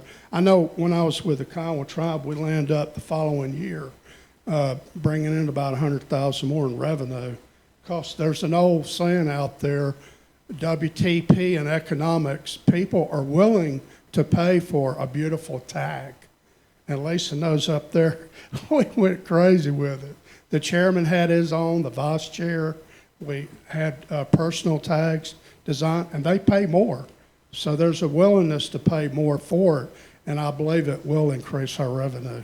Okay, thank you. Any comments or questions from the CBC? On the final, therefore be it resolved, capitalized tax administrator. I missed that, what?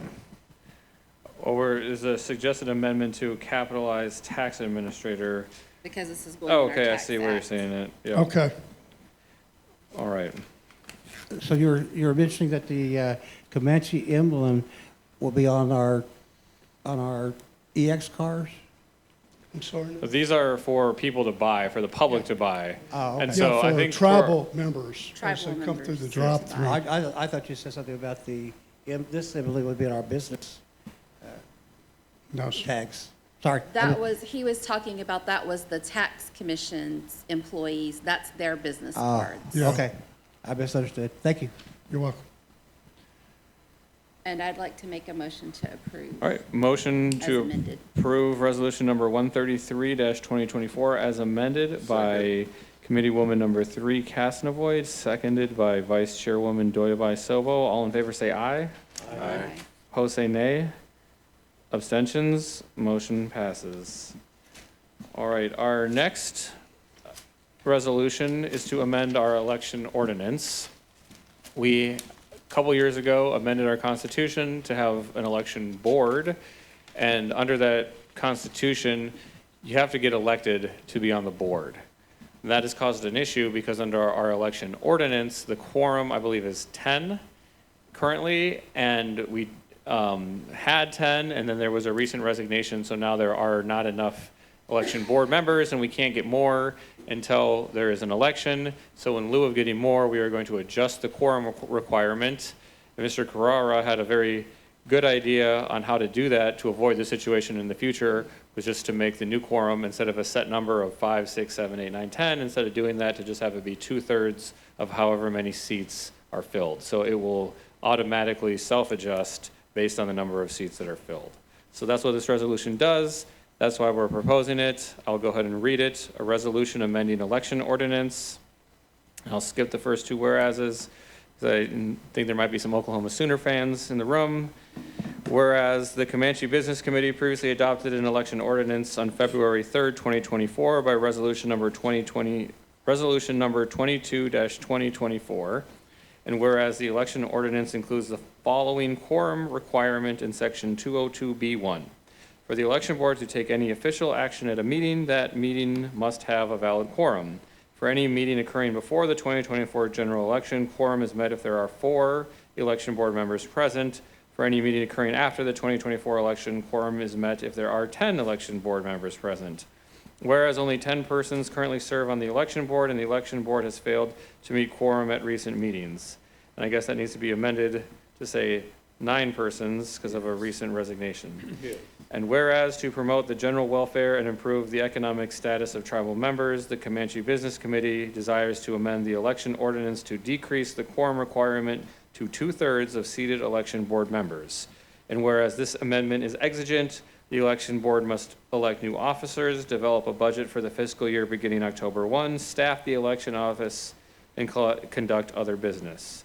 And whereas as a result of the exigency, a 30-day notice and comment period is not practicable and is waived. And now therefore be it resolved, section 202B1 of the 2024 election ordinance is hereby amended to recite the following. For the election board to take any official action at a meeting, the meeting must have a quorum. A quorum is met if 2/3 or more of seated election board members are present. For purposes of computing quorum, vacant seats shall be disregarded. Be it further resolved that the tribal administrator is directed to ensure that all posted copies of the election ordinance are amended accordingly. Any questions or comments from the CBC? From the audience? Ms. Naya? Okay, so we'll change that to 8, sorry. So that is why this is exigent, and we need to allow them to do their business since they don't have 12. I make a motion to approve with the amendments. Okay, motion to approve resolution 134-2024 as amended by committeeman number 2 Carrara, seconded by Vice Chairwoman Doyabai Sobel. All in favor say aye. Aye. All opposed nay. Abstentions, motion passes. Our next resolution is to propose a constitutional amendment to remove secretarial elections from our Constitution. This is something that was tabled from the last meeting, So maybe it really should have been under old business, but oh well, we'll do it right now. It says, a resolution proposing amendment to Constitution to remove secretarial elections. I'll start at the second whereas. Whereas the Comanche Constitution, Article 4, Section 1, recognizes the Comanche Tribal Council as the supreme governing body of the Comanche Nation. And whereas at the annual meeting of the Tribal Council held on April 20th, 2024, a Tribal Council resolution was proposed, Resolution TC 03-2024, and was subsequently approved by the Tribal Council in the 2024 general election with a vote of 771 yes, 63.04%, and 452 no, 36.96%. And whereas Resolution TC 03-2024 calls for an amendment to Article 13, adoption, and whereas the intent of the author of Resolution TC 03-2024 was for an amendment to Article 11, amendments, and whereas, in particular, the author of the resolution desired to remove the requirement of a secretarial election for an amendment to the Constitution, and instead allow the Constitution to be amended via tribal election. And whereas the Comanche Constitution, Article 11, Section 1, provides that amendments to the Constitution may be proposed by a majority vote of the Business Committee, and whereas the Comanche Business Committee believes it was the intent of the Tribal Council to request an amendment to the Constitution to remove the requirement for a secretarial election for amendments, and wishes to give effect to this intent. And now therefore be it resolved, the Comanche Business Committee hereby proposes that the following constitutional provision, Article 11, amendments, which reads as follows, Section 1, amendments to this Constitution may be proposed by a majority vote of the Business Committee or by a petition signed by 200 adult members of the tribe who are entitled to vote. And if approved by the Commissioner of Indian Affairs, shall be submitted to the voters of the tribe and shall become effective when ratified by a majority vote of those who cast ballots in an election called by the Commissioner of Indian Affairs, be amended as follows. Section 1, amendments to this Constitution may be proposed by a majority vote of the Business Committee or by a petition signed by 200 adult members of the tribe who are entitled to vote. Such proposals shall be submitted to the voters of the tribe and shall become effective when ratified by a majority vote of those who cast ballots in an election. Be it further resolved, this amendment shall be submitted to the Commissioner of Indian Affairs for approval. So if you caught the subtle distinction between the two sections I read, this just takes out the words Commissioner of Indian Affairs a couple times, so that for an amendment to the Constitution, we hold a tribal election versus a secretarial election. One thing I want to emphasize, based on the town hall meeting a few days ago, the CBC does not make any amendments to the Constitution. Right now, they're going to vote of whether to put this to a secretarial election. So if this passes and you like it, or you don't like it, whatever you think about this amendment, you then have to register to vote with the secretary and cast your ballot to exercise your right as a tribal council member to approve or disapprove this amendment. So no one here is amending anything. We're sending it to the BIA for them to conduct what may be the final secretarial election in our tribe's history. I asked the Bureau to come to the fair to register voters. So if you plan on being at Comanche Nation Fair and you want to register to vote in the secretarial election, you can register there, look for their booth. Any comments or questions from the CBC? Okay, motion to approve resolution number 135-2024 by Vice Second. Chairwoman Doyobai Sobo, second by Committeeman number 2 Carrara. Any discussion? Ms. Adovich.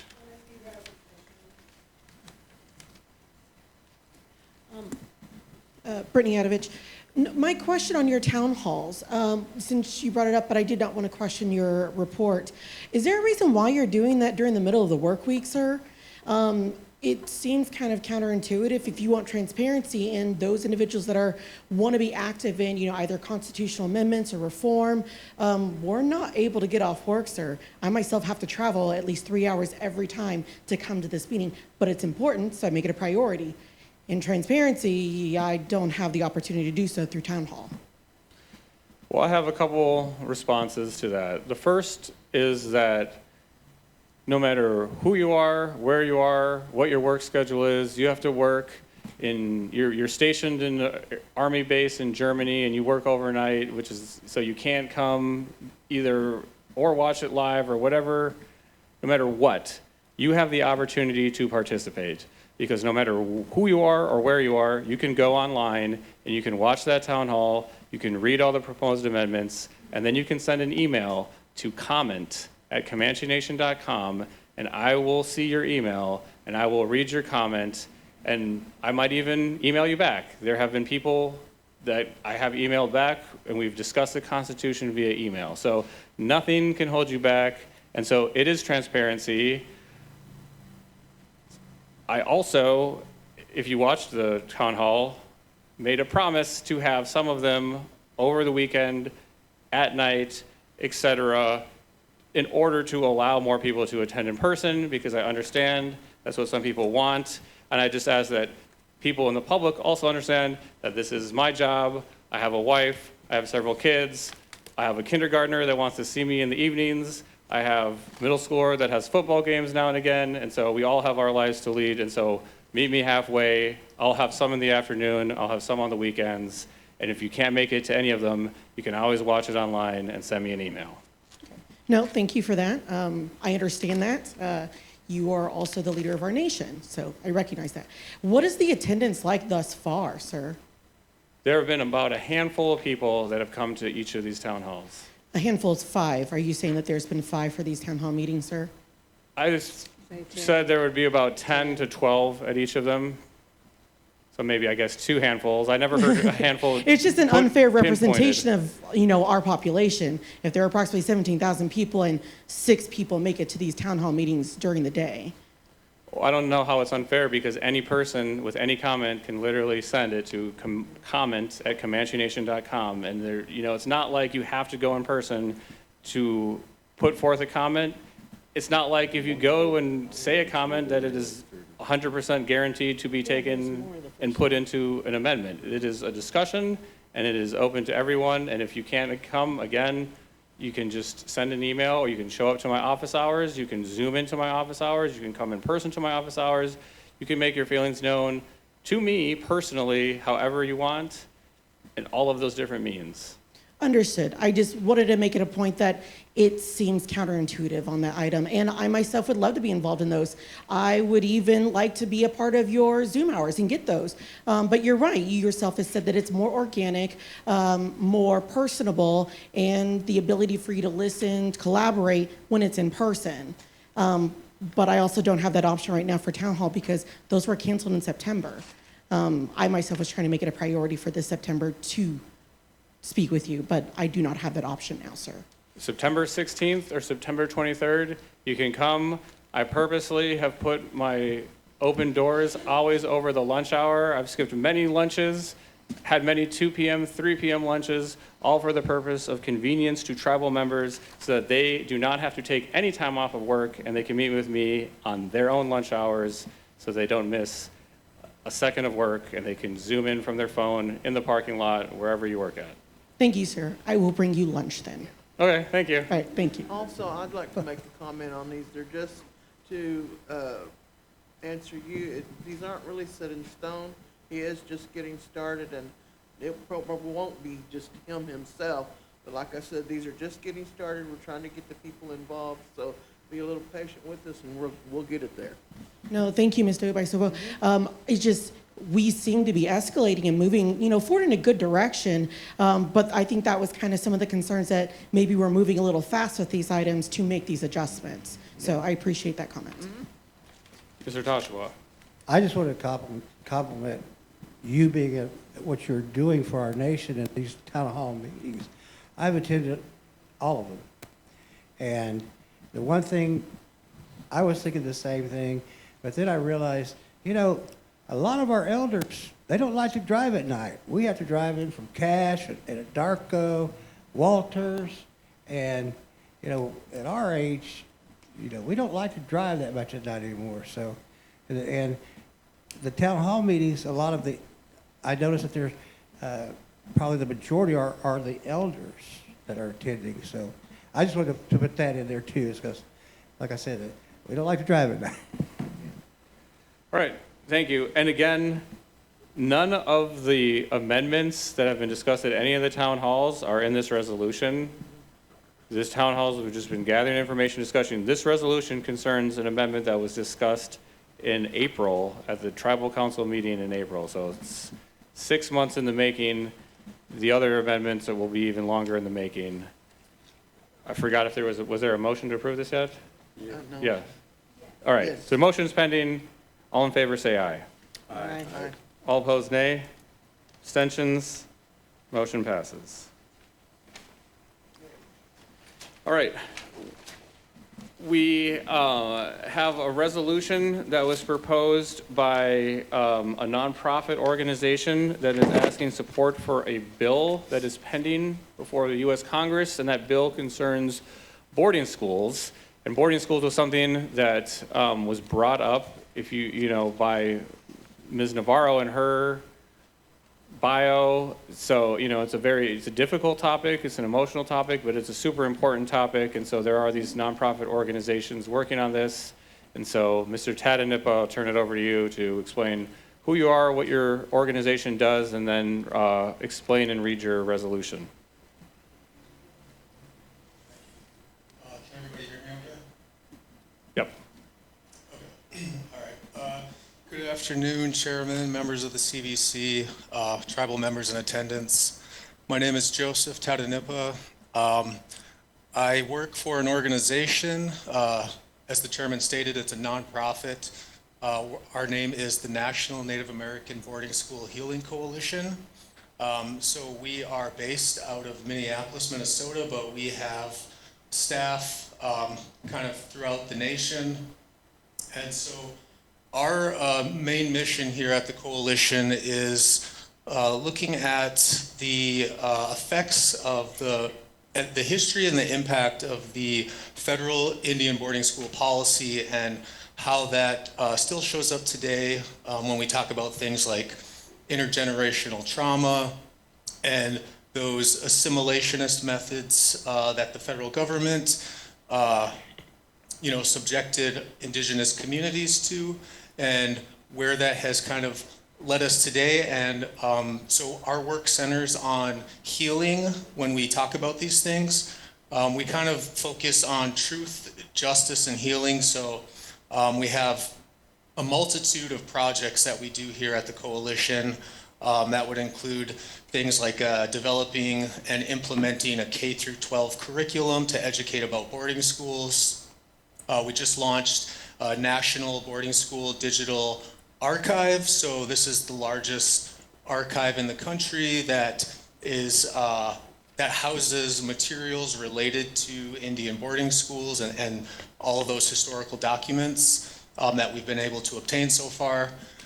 We also are pushing a bill that's S1723 HR 7227, and that's kind of what I'm here to talk about today. So let me get started on the resolution for that bill. Sorry to interrupt you, but do you have, Sure. There's like a copy that I have on our letterhead. I know that you had sent a draft earlier. Do you have like the final copy on our letterhead in front of you? I do not. Okay, or do we even have, I'm just looking, do I even have that? Which number is this, 136? Yeah, it's in there. Okay, yeah, okay. I don't know, are there any, do we make any amendments, or do we just put it on our letterhead? Okay, all right, go ahead. Okay, so let me pull this up here. Sorry, just 1 second. Okay. So this is the resolution to support the legislation to create the Truth and Healing Commission on Federal Indian Boarding School Policies Act in the United States.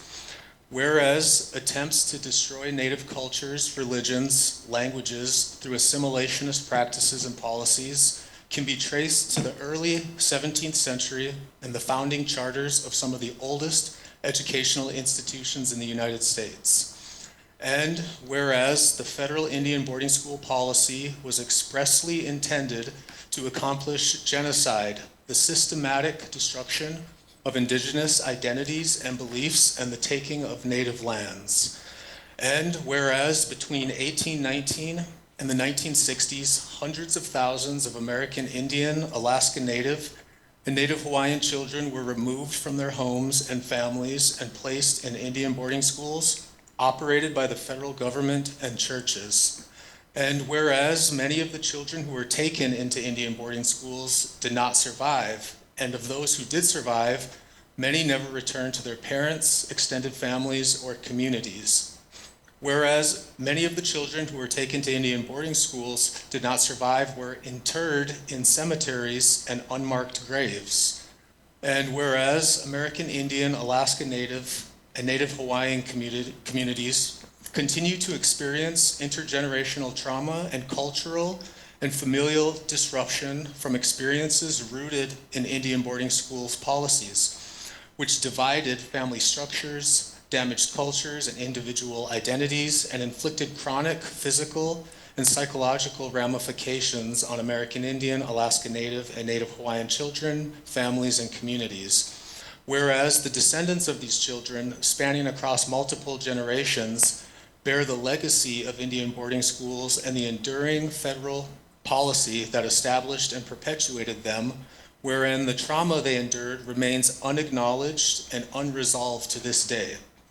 Whereas many of the children who were taken to Indian boarding schools did not survive, were interred in cemeteries and unmarked graves, and the children who perished in neighboring hospitals and other institutions were buried on campus and off-campus cemeteries and unmarked graves.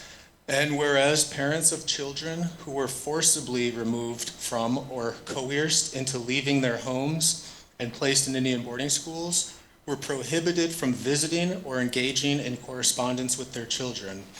And whereas parental resistance to compliance with the harsh no-contact policy of Indian boarding schools resulted in parents being incarcerated or losing access to basic human rights, food rations, and clothing. And whereas the federal government has a responsibility to fully investigate its role and the lasting effects of Indian boarding school policies. And whereas the survivors of Indian boarding schools are victims of crimes that the United States has never acknowledged or accounted for.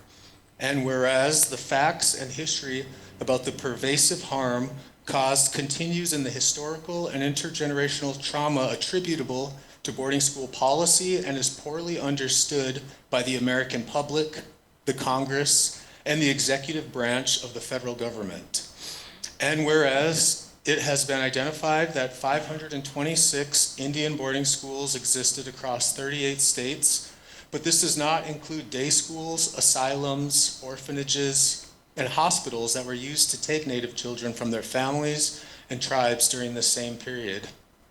And whereas to support the establishment of a Truth and Healing Commission on Indian boarding school policies in the United States, including other necessary advisory committees and subcommittees to formally investigate, document, and report on the histories of Indian boarding schools, Indian boarding school policies, and the systematic and long-term effects on Native peoples, to develop recommendations for federal actions based on the findings of those commission, to promote healing for survivors of Indian boarding schools, the descendants of those survivors, and the communities of those survivors. And therefore, be it resolved that the Comanche Nation does hereby support the Truth and Healing Commission on Indian Boarding School Policies in the United States Act S-1723 and H.R. 7227. Be it further resolved, the Comanche Nation urges the House and Senate to pass 1723 and H.R. 7227. Be it further resolved, the Comanche Nation calls on President Joe Biden and Interior Secretary Deborah Haaland to garner the full authority of the Biden administration to support these bills.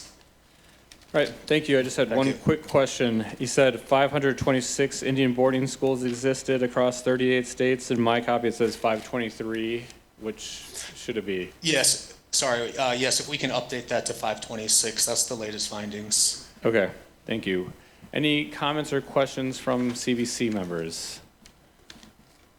I make a motion to approve with the amendment. Okay, motion to approve Resolution 136-2024 as amended to reflect the 526 Indian boarding schools. Second. By Committeewoman number 3 Casnevoid, seconded by Committeeman number 2 Carrara. All in favor say aye. Aye. All opposed, nay. Abstentions, motion passes. Thank you for your work and effort on behalf of everyone affected by boarding schools. Jerry Tashaqua has a comment. Pursuing this effort, do you feel that this will get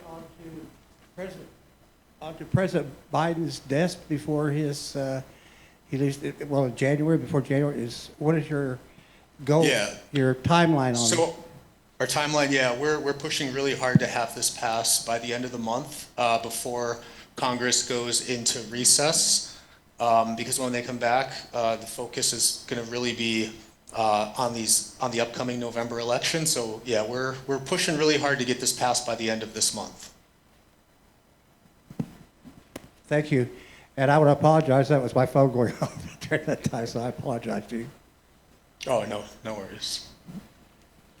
All right, awesome. Again, thank you for all your efforts on behalf of all those affected. This morning, I was really good about trying to give our stenographer a break, and I kind of let it go by the wayside. This afternoon, sorry about that. I know everyone wants to go to the Sooners game, but we'll take a 5-minute recess because she treats us real good, and I want to treat her good too. So we'll be back in 5 minutes to finish out our agenda. So we'll vote on this when we come back in? Yeah.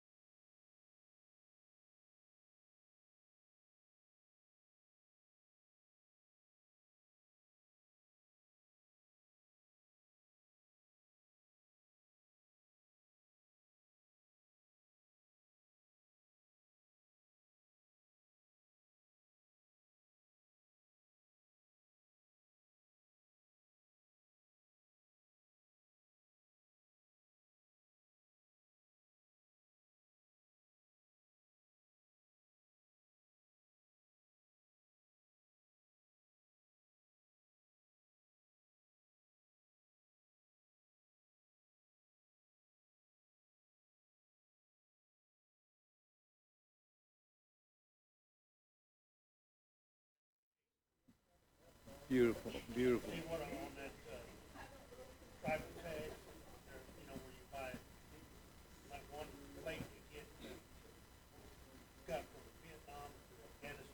Yeah.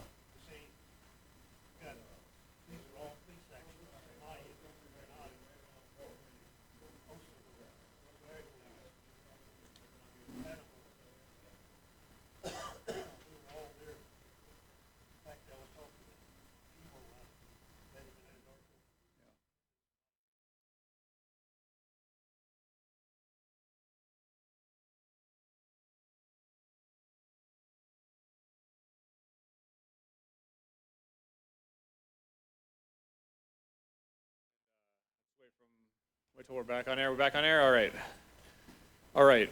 I'm calling this meeting back to order. This is the September regular monthly meeting of the CBC. All CBC members are present.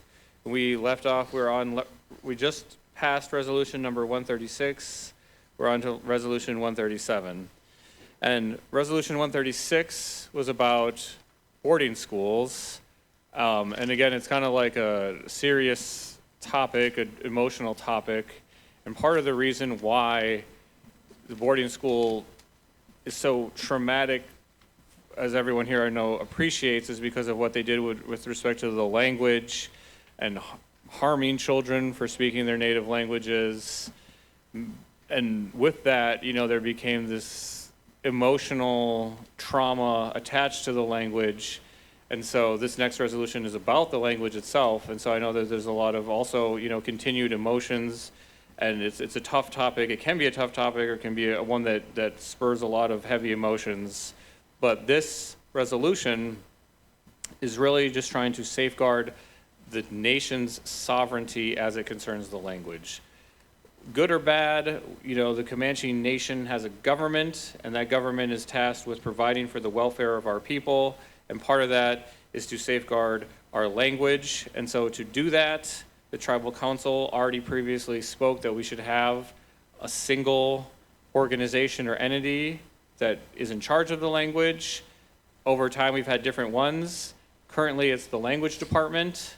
And so this resolution is just attempting to clarify that, since there have been so many organizations. Just as a matter of clarity, we need to clarify the language department is the official entity for our language, and we need to develop processes and procedures for those that do speak and can speak our language to have a place and a way to sell their materials to the language department so that they're distributed, and that it is done with informed consent, and it's done in a way that maintains the property rights over the language with the nation itself.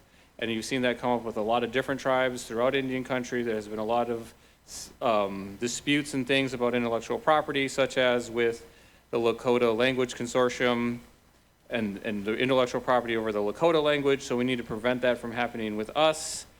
At the same time, everyone does have the freedom of speech, freedom of association, and kind of Comanche ways. If you don't like something, make your own band, go off on the other side of the creek and do your own thing. So nothing can stop people. If you want to have, language of any kind of language, you want to learn anything at your kitchen table, you can go do that, and nothing in this resolution will abridge anyone's rights of freedom of speech or association. But this is to say, for official, if you want something with the Comanche official stamp of approval, you have to go through the language department. And the vice chairwoman, I sense that you have something to say on this, so I'll turn it over to you. No, we just need to vote on the previous motion. Oh, I think we voted on 136? We had a motion and a second, but I don't think we voted before we left. Yeah, we voted on it. Okay, yeah, all right. Did you have Just anything to say making about sure. this one? No, I support this Okay, one. all right. I agree with you. I just want to make sure we voted. All right, yep, no, we got it. All right, so I'll read the resolution, and then I'll open it up to any comments or questions from the CBC members and then from the audience. This is resolution number 137-2024, a resolution stating that the Comanche Language Department is the official entity authorized to conduct language activity on behalf of the Comanche Nation.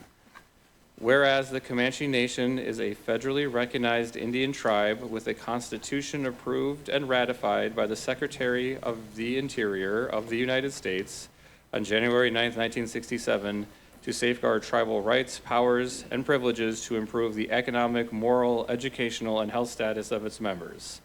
And whereas the Comanche Constitution, Article 5, Section 1, provides that the supreme governing body of the nation is the Tribal Council. And whereas the Comanche Tribal Council approved a motion made by Geneva Navarro and seconded by Rita Barnhart on April 16, 2005, for the centralization and consolidation of all language activity. And whereas in the 2018 general election, the Tribal Council approved a budget for Comanche language planning and development for fiscal year 2019, and subsequently approved funding in fiscal years 2020 through 2023. And whereas at the 2018 annual meeting of the Tribal Council, a presentation by the Comanche Language Planning and Development Team emphasized that the purpose of the team was to plan for a new language department and that the budget was the beginning phase of designing a multifaceted Comanche language department under tribal governance, and I have that in italics, and emphasis is added. And whereas the Comanche Language Department envisioned by the Comanche Language Planning and Development Team came to fruition in 2019. And whereas the Comanche Language Department is a department of the Comanche Nation and has received funding under the name Comanche Language Department since 2024. And whereas prior to the formation of the Comanche Language Department, a state-chartered organization, the Comanche Language and Cultural Preservation Committee, CLCPC, was formed in 1994. And whereas the Comanche Language and Cultural Preservation Committee received Tribal Council approved funding to create and develop Comanche language materials from at least 2005 until 2019. And whereas the existence of at least 3 separate entities concerning Comanche language, the Comanche Language and Cultural Preservation Committee, the Comanche Language Planning and Development Team, and Comanche Language Department, on tribal council budgets at different and sometimes overlapping time periods, has created some level of confusion as to what entity is the official entity for the Comanche language. And whereas disputes concerning intellectual property ownership of language materials have arisen throughout Indian country where tribes have worked with non-tribally chartered organizations, and whereas the Comanche Constitution, Article 6, Section 7F, provides that the Comanche Business Committee has the authority to implement, administer, and report on progress of programs adopted by the Tribal Council, and whereas to avoid any confusion regarding what organization is the official entity conducting Comanche language activity on behalf of the nation, to carry out the intent of the Tribal Council to consolidate language activity, to safeguard the property rights of the nation, and to protect the sovereignty of the Comanche Nation as it concerns the Comanche language, the Comanche Business Committee desires to approve the following resolution. And now therefore be it resolved that the Comanche Business Committee hereby declares and emphasizes that the official entity authorized to conduct language activity on behalf of the Comanche Nation is the Comanche Language Department. And be it further resolved that all tribal programs, subsidiaries, departments, divisions, instrumentalities, or other entities receiving tribal funds are directed to work solely with the Language Department or the designees of the Language Department for matters concerning the Comanche language. And be it further resolved that the Language Department is hereby directed to develop processes and procedures for protecting the nation's intellectual property and promoting the nation's data sovereignty, including defense of the nation's federal copyrights to language materials, defense of the nation's other property rights to language materials, certification of language speakers, purchase and distribution of language materials created by tribal members, negotiation of royalties for the nation from translation of works for third parties, and licensure of educational uses of language materials owned by the Comanche Nation. And be it further resolved that nothing herein shall abridge the rights of tribal members to freedom of worship, conscience, speech, press, assembly, and association under the Comanche Constitution. Any comments or questions from the CBC members? On this page that you're finishing on, so now therefore, be it resolved. Yeah. Do you have that? There was a couple comments, and so there was a new one that was passed out by Jennifer. Oh, the new one, okay. Yeah. Anyway, where it reads the, excuse me there. Have to find it. Okay, again, on the second page, Now therefore be it resolved. It says the Comanche Business Committee hereby, I like to say, include reinforces, comma, declares, and emphasis. Because it was given in the past to be this, you know. So Yeah. now we're reinforcing that by this action. Okay. I just want to enter that word. All right, yep, that's good to me. So it will read, now therefore be it resolved that the Comanche Business Committee hereby reinforces, declares, and emphasizes that the official entity authorized to conduct language activity on behalf of the Comanche Nation is the Comanche Language Department. Any other comments or questions from the CBC members? All right, now to the, Well, I did, yep, Ms. I Castlewood. did have one comment, and I just, with this whole, I mean, I understand what this resolution is doing, but I just feel like if this came from the general counsel, it should be with the general counsel as well, once again. And another comment I would just like to make is, on this whole matter, is, you know, with all of these, the groups, you know, whatever issues everybody has with the language, my blanket comment is all of the fighting, it just isn't producing any more speakers, and it's just not good for the learners who's trying to learn, because I myself am a student, and it is very discouraging to have to try to learn and be in the middle of turmoil. So that's just my statement that I was just wanting to make. All right, thank you. I appreciate that comment too, because it's, you know, I want to learn myself, and it gets tough, and then I get kind of stuck at the Nani-Atsa stage. And then the only thing I know after that is Nardiat, because all these people are acting too Nardiat to each other, so let's be nice. Allison, or excuse me, Ms. Thrash. I would just like to say, I completely understand where you're coming from. I feel like from a central standpoint, that this was more than just, you know, something I wanted to do as a tribal member. This was the way I supported my family. So yeah, the fighting, it is unnecessary. You're right. However, every single time, especially as LATCs at the time, I've moved to the Comanche Academy now, once again, still under the Comanche Nation Language Department because we have an MOU. But I just say, every single time that we try to take a step forward, learn something else, bam, there was another obstacle put in place. And it was just like, what the heck? All we're trying to do is follow what you put in place from CLCPC to the planning group, from the tribal council into the language department. You promised me as an employee the capability to do my job. And it was halted at every standpoint. And did it get discouraging? Heck yeah. Did I stop? No. And I will never stop. So I'm grateful for the CBC to have this resolution, because I'm over at the Comanche Academy now, making sure that I can be a resource despite all the obstacles that were put in my way, to make sure these children never again, not if I have anything to say. It is something that I'm grateful for the movement that leadership is making, because language is everything to me. And I know I have people in here that feel the same way. I'm trying to share it on social media. If you want to call me, if you want to message me on Facebook, like, I want everybody to learn. I'm not trying to gatekeep. I feel like that's what we're constantly doing. So once again, I appreciate each and every one of you. I hope that you vote in the favor of protecting the language so that it can grow. I want to make this one comment too. The reason I asked to say reinforce is the point that Alice was making relative to tribal council.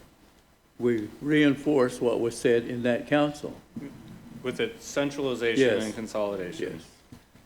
Chairman? Yes. I'd like to approve this resolution with Mr. Tivicani's motion to amend. Okay, so there is a motion made by Committeeman number 4, Mr. Fox, to approve Resolution 137 as amended by Mr. Tipicani, and there is a second by Committeeman number 2, Mr. Carrara. All in favor say aye.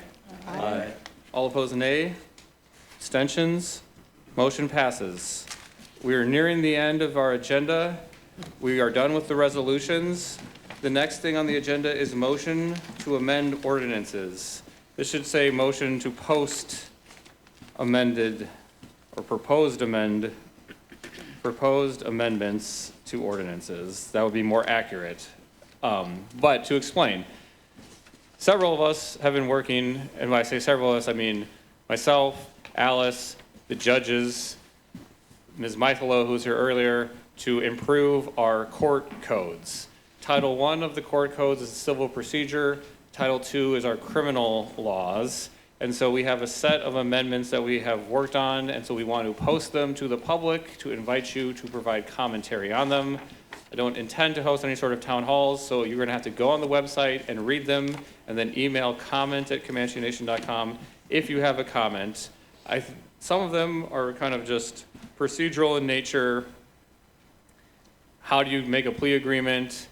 How do you get bail set? Those sorts of things.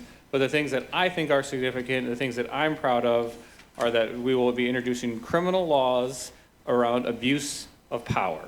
So if you are a CBC member, you abuse your power. If you're a tribal member, you try to bribe someone or do those sorts of things, it is now going to become a crime under tribal law.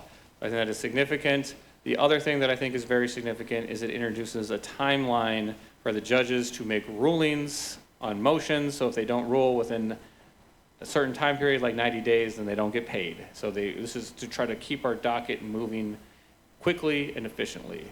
So, but none of that is going to happen today. This is just a motion to post the proposed amendments to Title I and Title II of the Tribal Code. Is there such a motion? I make the motion. Okay, motion by Vice Chairwoman Doya Vicelvo, and I'll construe Alice's motion as a second, so seconded by Committeewoman number 3, Casnavoid. Any discussion? All in favor say aye. Aye. All opposed, nay.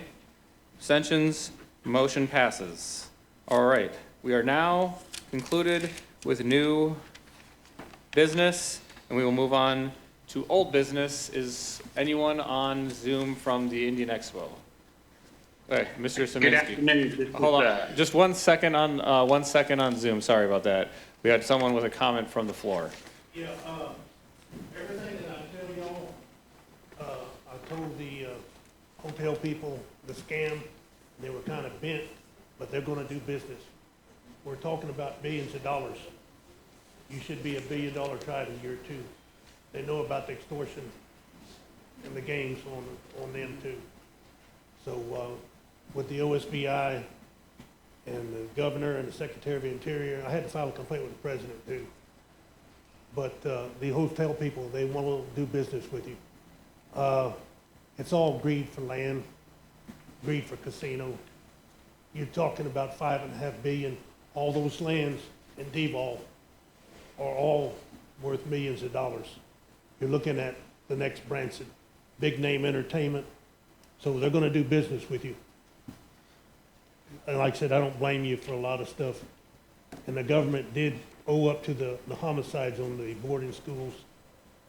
On the other homicides, I don't know if they're going to go up to that or not. But the main thing is, if we do this, you're going to be $1 billion tribe. They're going to mount all our heads on Mount Rushmore. We should be $1 billion tribe. All right, thank you. I appreciate your comments. All right, from the American Indian Expo last month, they had some representatives here, and I understand that you're on travel now, but give us an update as to what happened. Good afternoon. How are you all today? Good. Good. Good, good. So far, we've worked with the TA to find support there from some of the programs that you all have, and it's been very helpful.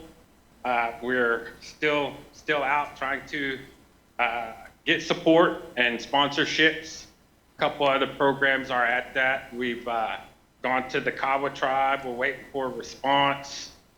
The CNAs, the Pawnees. I'm reaching out. Of course, I've been busy with my folks there, and then I've had a little time to spend with my wife, which I haven't done in a year, and I plan to be back in about a week. And I still have a lot of work to do. Again, like I said, this is something I stepped into. The support that we have is very minimal. And I'm doing my best that I can, stepping into this spotlight, looking for sponsorship from all the tribes in the area. Again, we're sending an invitation out to you all to be a part of this. You know, like I said, I grew around all this, and it was something back then, and it's kind of dwindled down. So I'm working hard to make this all happen again with the staff that I have. They work hard every day. So, I mean, I'm just grateful what we're getting, you know, and all I can do is ask for support, sponsorship, you know, and I hope that we can just keep going with this. So know, how much money did you get from the tribe, and which programs did you get money from? It's hard, you know, and so, I'm coming to the Comanches to ask for your support as well. You know, I mean, that's all I can do. Have you gotten support, and how much support have you gotten I from appreciate Comanche? everything that we're getting. Like I said, the TA's been very helpful, Miss Lisa, you know, so I'm going to just do the best I can and, you know, ask for your help. I know everybody's tight on their budgets, you know, but again, we're going to have it October 30th through November 2nd. And we look to have a lot of things, you know. I know everybody talks about, oh, it's just a powwow. To me, it's not, because I want all the exhibitions, you know, for all the things that we used to do. That's what I'm pushing. I'm more educational than powwow all the time. You know, a lot of the things we used to do, you know, we don't experience field dance, board dance all the time. It all takes money and funding, and that's what I really need help with. Yep. Can you provide an update from the TA for your help. How much we've been able to help? So the museum gave a little over 5,000 out of their outreach line item, and so did the MMIP was 1,800. All right, and so do we get I think I saw an advertisement that we sponsored a contest. Is that anything else that we're getting? Couple contests. Okay, awesome. Well, I'm grateful and thankful to the MMIP program, the museum, and those programs for helping you out. So thank you for letting us know. Can you guys hear me? Yep.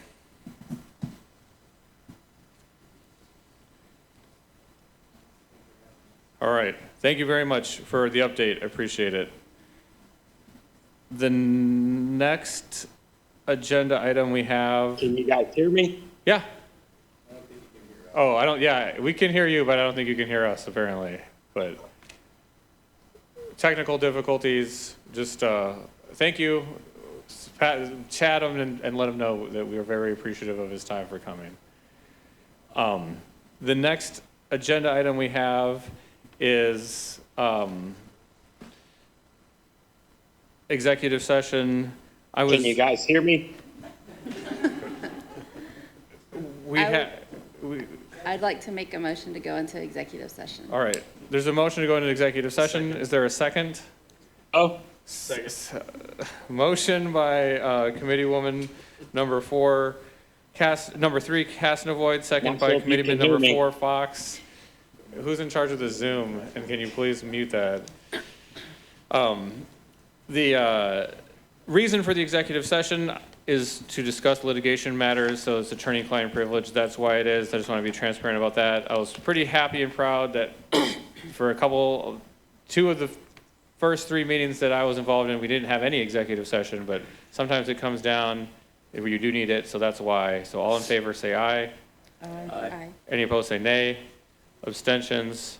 All right, please clear the room for executive session.